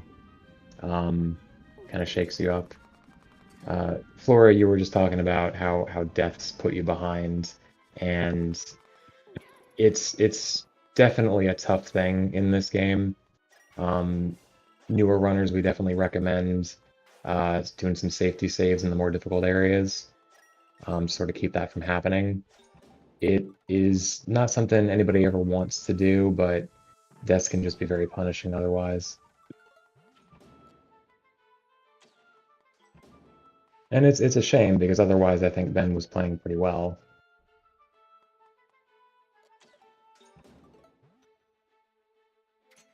Yeah, I mean, this game's tricks already are kind of unforgiving, but just that rental system is worse. Okay, he does not have enough hearts to try the big bomb strat again. Oh no, Ben. So I guess here we'll probably see the old strat for trial skip. Oh no. Oh no. Ben, don't do this. Ben, Oh no, Ben, no. This is a mistake. is Ben planning to go? Oh, Okay, maybe he heard us.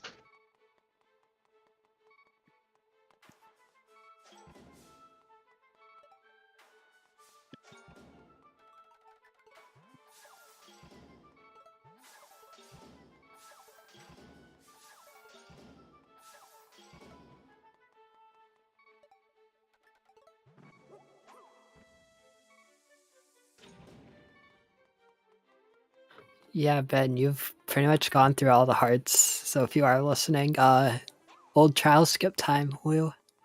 Woo. Yippee! The old version of Trial Skip is not fun. When did we stop calling it normal trial skip and just, I know it feels weird. There's people that still do this trick instead of the big bomb one.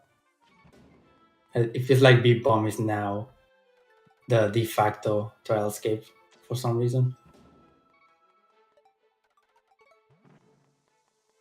I'd Yeah, assume just due to the consistency it has. I don't know. It's definitely one of the more oddly named tricks.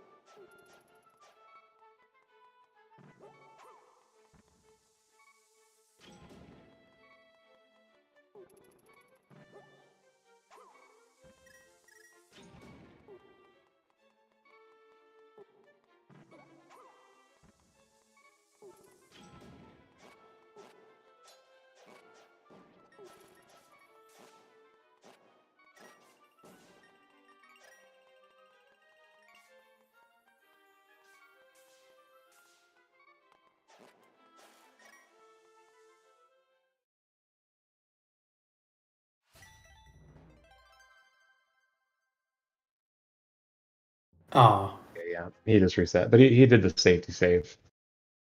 I was about to say, let's just go into the mini boss arena here. There's like 3 hearts on the wall. Elytra strats. Of Yeah, course, you but he have would have to. needed a small key. And you have to survive the fight. That is true too. That fight, yeah, for glitchless runners like me and Herede, that fight is kind of notorious for getting close to killing runs, if not just outright killing runs, right at the end.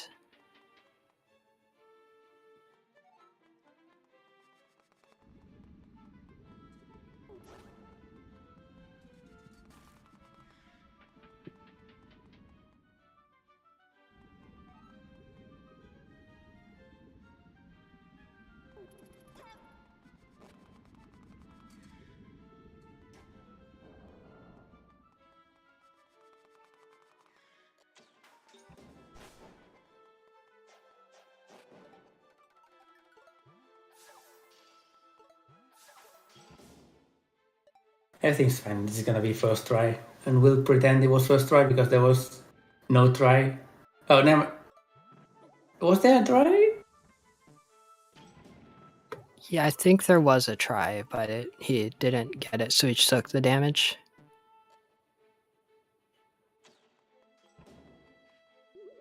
Yeah, that's the problem with this method of trial skip, is you really don't get many tries. You shouldn't need many tries, but it does happen. This specific pixel he's lining up with doesn't always cooperate. And there you Yeah, that was a really nice setup that second time, I will say.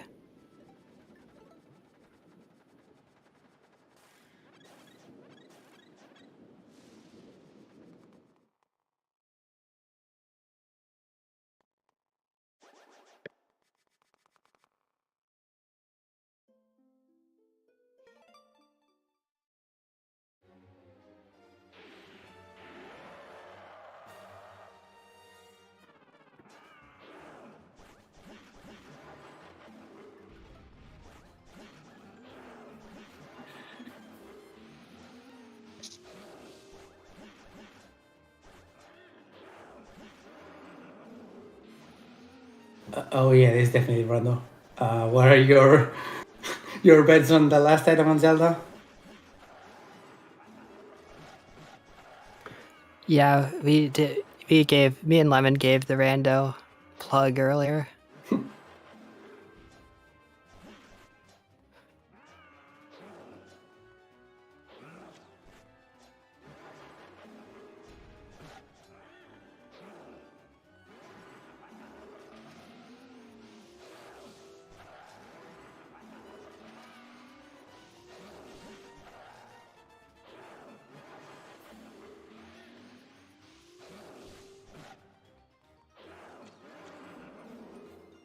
And Ben is taking care to avoid getting hit.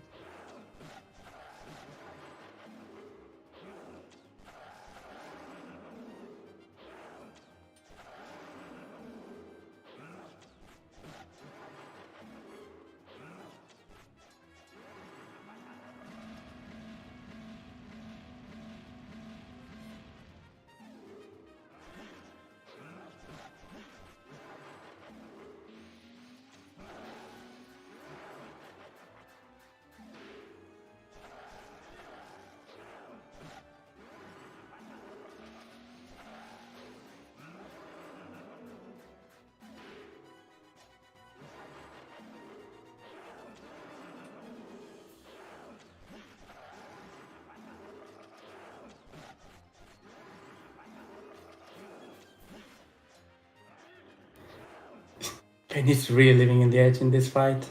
Jesus.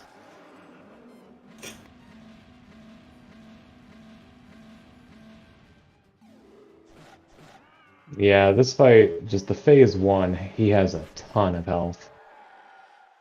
Yeah, especially with Master Sword and Bow, that's just not the quickest, but when you get to 100% in the ILs where you get Super Lamp, now that is fast. Super Lamp just smokes him. If you guys have never tried Yugen with Super Lamp, it is an experience. You We can lost also the try. plan. You can also Sorry. try Bugnet Tennis.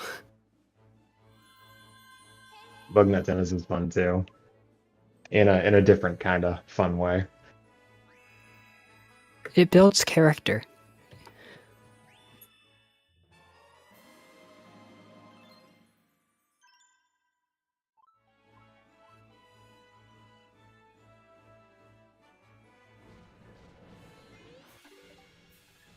Yeah, I think it's like how, isn't it in A Link to the Past when you fight Aghanim, you can reflect his shots with the bug net?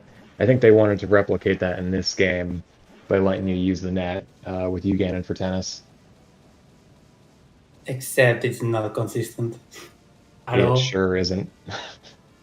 It sure isn't.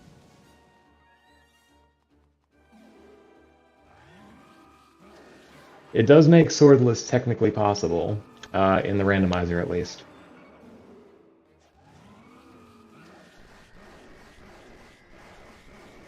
Oh no, Ben. Ooh, no. Oh. And it's left side tennis, which is Left side tennis is never a good thing. You never want to be on that side of Uganon.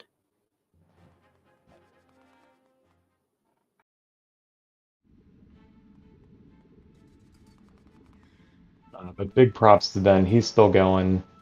It can be hard to kind of keep pushing at this point, but very much admire that he's still pushing through. I guess also a subtle thing to note is you might have noticed Ben swinging and still getting hit. That's just due to you have to be a certain amount of distance away for it to be able to hit the ball back at Uganon. Ben must have been just like a pixel or two off. It's that's just the very beauty. unfortunate. That's the beauty of 3D physics. The ball actually comes from above Link. So if you're not far enough, then you're just not hitting it at all. Oh, is that what's happening? Okay, I didn't know that.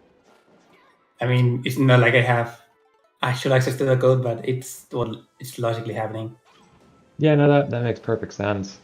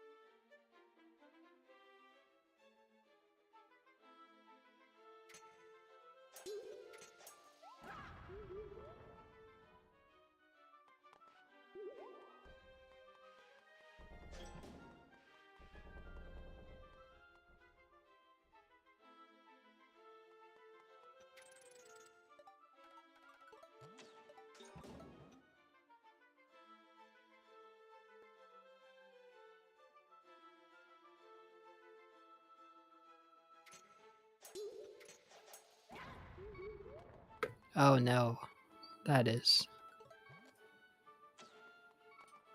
Yeah, unfortunately, yeah, you hate to see it, but this trick can be very uncooperative sometimes.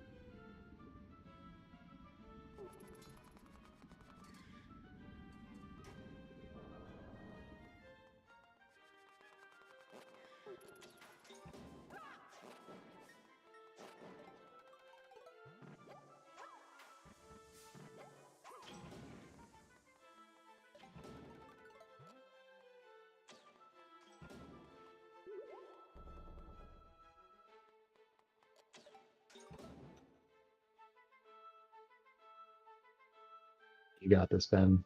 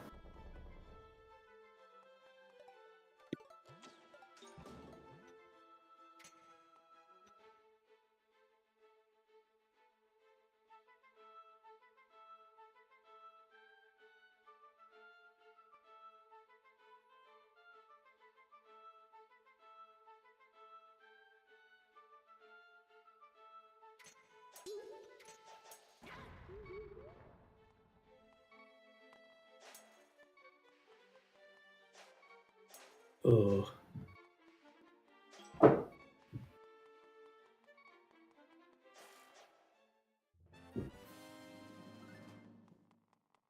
I've been with the 3 for 3 on monster parts. Oh boy.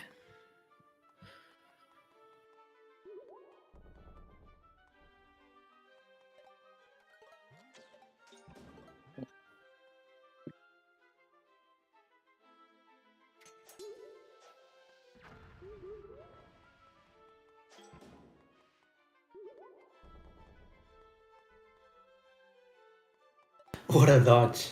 That was nice, actually. Yeah, that dodge was the smart thing to do. Mm.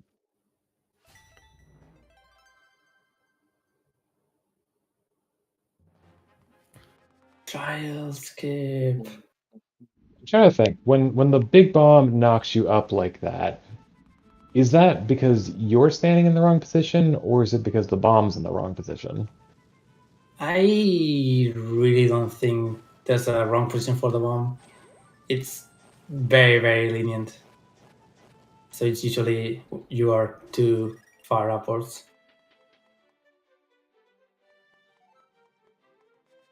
But then again, there's not really a wrong position for Link either. It's a pretty lenient trick as long as you are decently lined up. But sometimes it's a very big struggle. Yeah, the problem is that, unlike A Link to the Past, uh, where you can clearly see the pixels because it's a 2D game, because we're a 3D game, it can be kind of hard to line yourself up, just with how the camera works. I mean, luckily this trick is one of the ones where there is a pretty decent visual cue, but it can be hard to see at times. And really, if you're sure, like, is this actually it?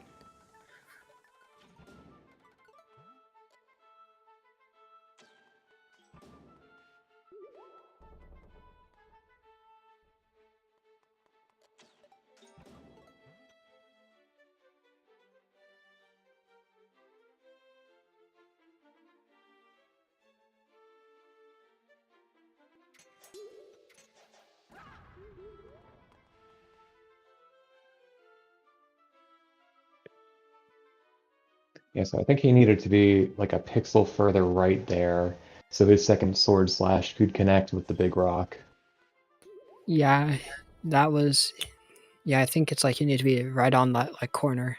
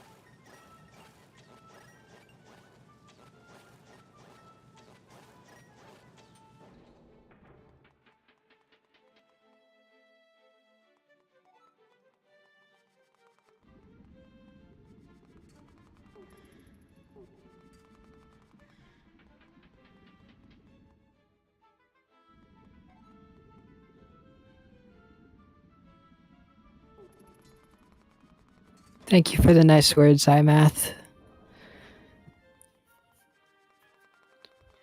Yeah, appreciate that. Have a good night.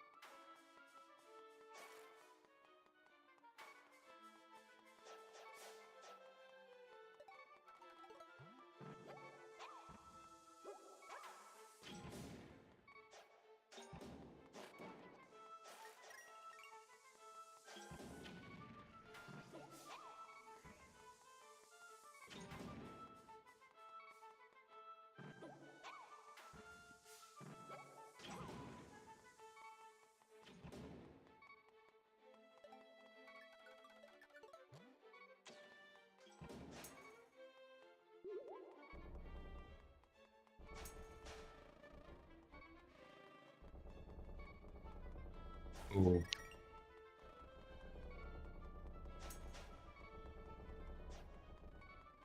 You can get bees here? You can, it's just very unlikely. Can you trail skip with a bee? Oh god. No, that can't be a thing. Don't make that a thing. Right, I mean, if you're willing to go test that, go ahead. Well, maybe for 10th anniversary. Alright, there we go. Alright, it looks like Ben has forfeited from the race. Unfortunately. Give him major props, major love and support, guys. He's hung in there for a long time. It's gonna be a very, very difficult trick, unfortunately.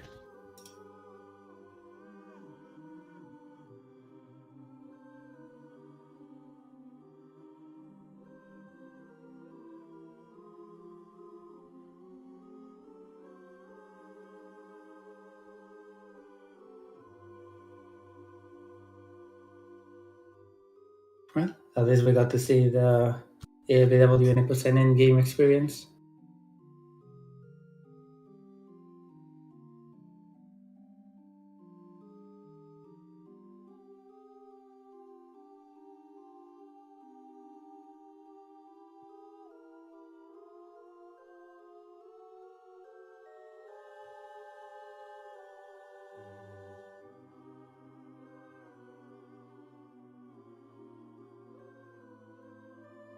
I don't know if Ben is gonna hop on voices, but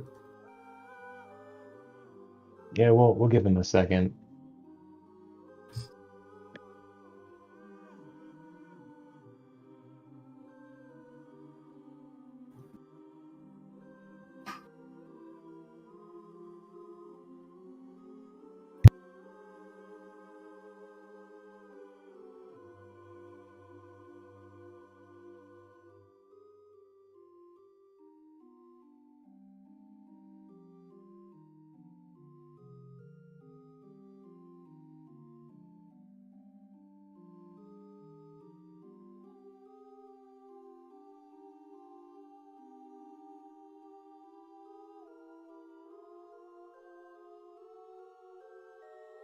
ADN Skins was the first to party. I think. He was, he made but I it don't to think party. No, I he don't didn't think he party. succeeded. Yeah. What does that even mean? I think How does- It was for getting through party rooms successfully without getting hit. I don't know if anyone did. I definitely got grabbed.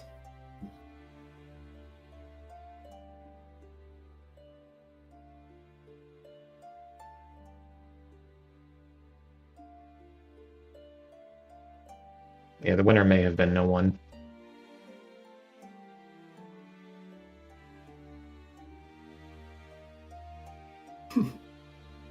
Classic party room.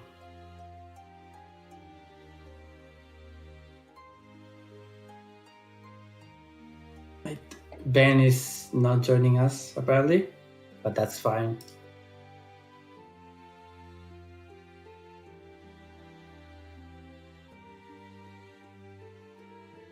Yeah, it is what it is. GG's to all the runners. Ben in particular had a really tough go of things at the end there. But like I keep saying, like it's really commendable that he stuck in there. Unfortunately, he wasn't able to finish, but he put up a good show. Just the last bit is just very, very rough.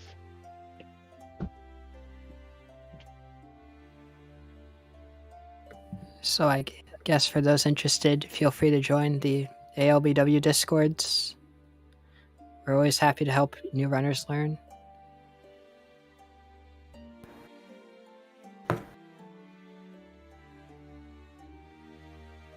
There's actually a lot of, well, when I say a lot, two Asian runners, JP and Korea, starting to play the game a lot lately, which is pretty cool. I'm excited about that.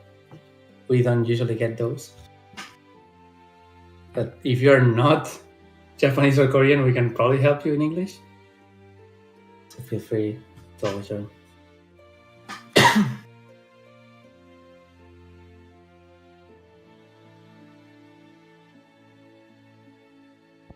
right, and with that, I guess it's my cue to take it away, unless you guys have any other final thoughts. I guess as the organizer, I can give some thoughts, if that's fine. Yeah, plug stuff. We still got some time. We played quite a lot of stuff, I think. I've been playing this game and running it for almost this whole 9-year span, and it's always been a pleasure. I kind of try to represent the game as much as possible at this point, even if I don't have the motivation to run any percent as hard as people like Skiddons are doing, or Flora with ILs, or anybody who's actually grinding the game right now. Livy is also putting in some hours.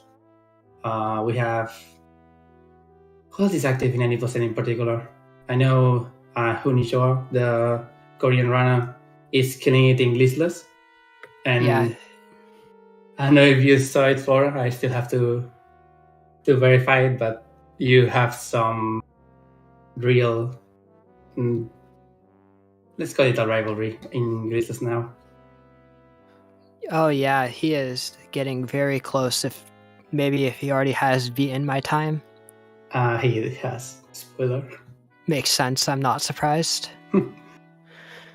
I'm gonna probably start. I was gonna start grinding glitches anyway because I really do not want to grind Eastern ILs anymore.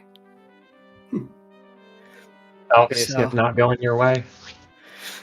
It's draining, man. That's a fun trick. And plus, I know my glitchless PB is super improvable, so mine is probably improvable as well. I may have to go back glitchless 2023. In general, ALBW 2023, since it's gonna be the 10th anniversary, we have to prepare something big. At least I hope I can. Yeah, hopefully we'll be able to put together a large event for the 10th anniversary next year. Really looking forward to that. Olivia, I think you wanted to say something. Why don't you have the floor? Hello, my friends. Do you hear me first? Yeah, we can hear you. All right, but thanks to all my opponents and thanks to all people who make the organization of the tournament, and thanks to Skittens, to Ereteman, and to Ben. It was a great run. I'm a bit tired because it's nearly midnight at my home, and you can a bit understand why I'm a bit exhausted. But yes, it was really great. Some of my splits were better than the PB I got yesterday. And I get the first time the trial skip, and it was really great because it was a lot of practice. But unfortunately we get Ice Plus. I don't know why. Yeah, ice ruins can be a toughie for sure. Any percent in general has tricks that are maybe not the most forgiving at times. Either by directly, taking away your items or just by punishing you with time loss. But definitely all you guys did a really excellent job, and the three of you that finished had really great times that you should be proud of. Thank you to everyone. Thank you for joining. Thank you, everybody. Right, that is GG. So in about 17 minutes from now, we will have an Ocarina of Time randomizer here on main. So we won't be doing any raids or anything. Just sit tight, and the channel will go live in like another 15 minutes or so. And If you thanks let so much. me some Go for final shoutouts as well. Yeah, go for it. Since we have 9 years of runners behind us, we only had 4 today joining, plus Lemon and Flora, of course. But of course, shoutouts to the legend, the man Zahir. Still currently world record for 4 years, and he's really good. Vanibai, of course, Amplan, Romdos, Veralix, Giga, Demon, and Wonu, the legend as well. DNJR, Lulu, Axis, DK, a lot of people that were not with us today but have played this game a lot, and we appreciate all of that. And hopefully for that 10-year anniversary in exactly 1 year, we'll have something big for you, probably in this channel as well. Oh, we're happy to put on whatever you guys cook up. Hell yeah. I'll throw a shout out to Ouija-chan too, who found a number of major skips that enable and make this run possible. Yeah, Wishi-chan, and I'm blanking on other big people on glitch hunting, but we have a lot that are not particularly in the leaderboards.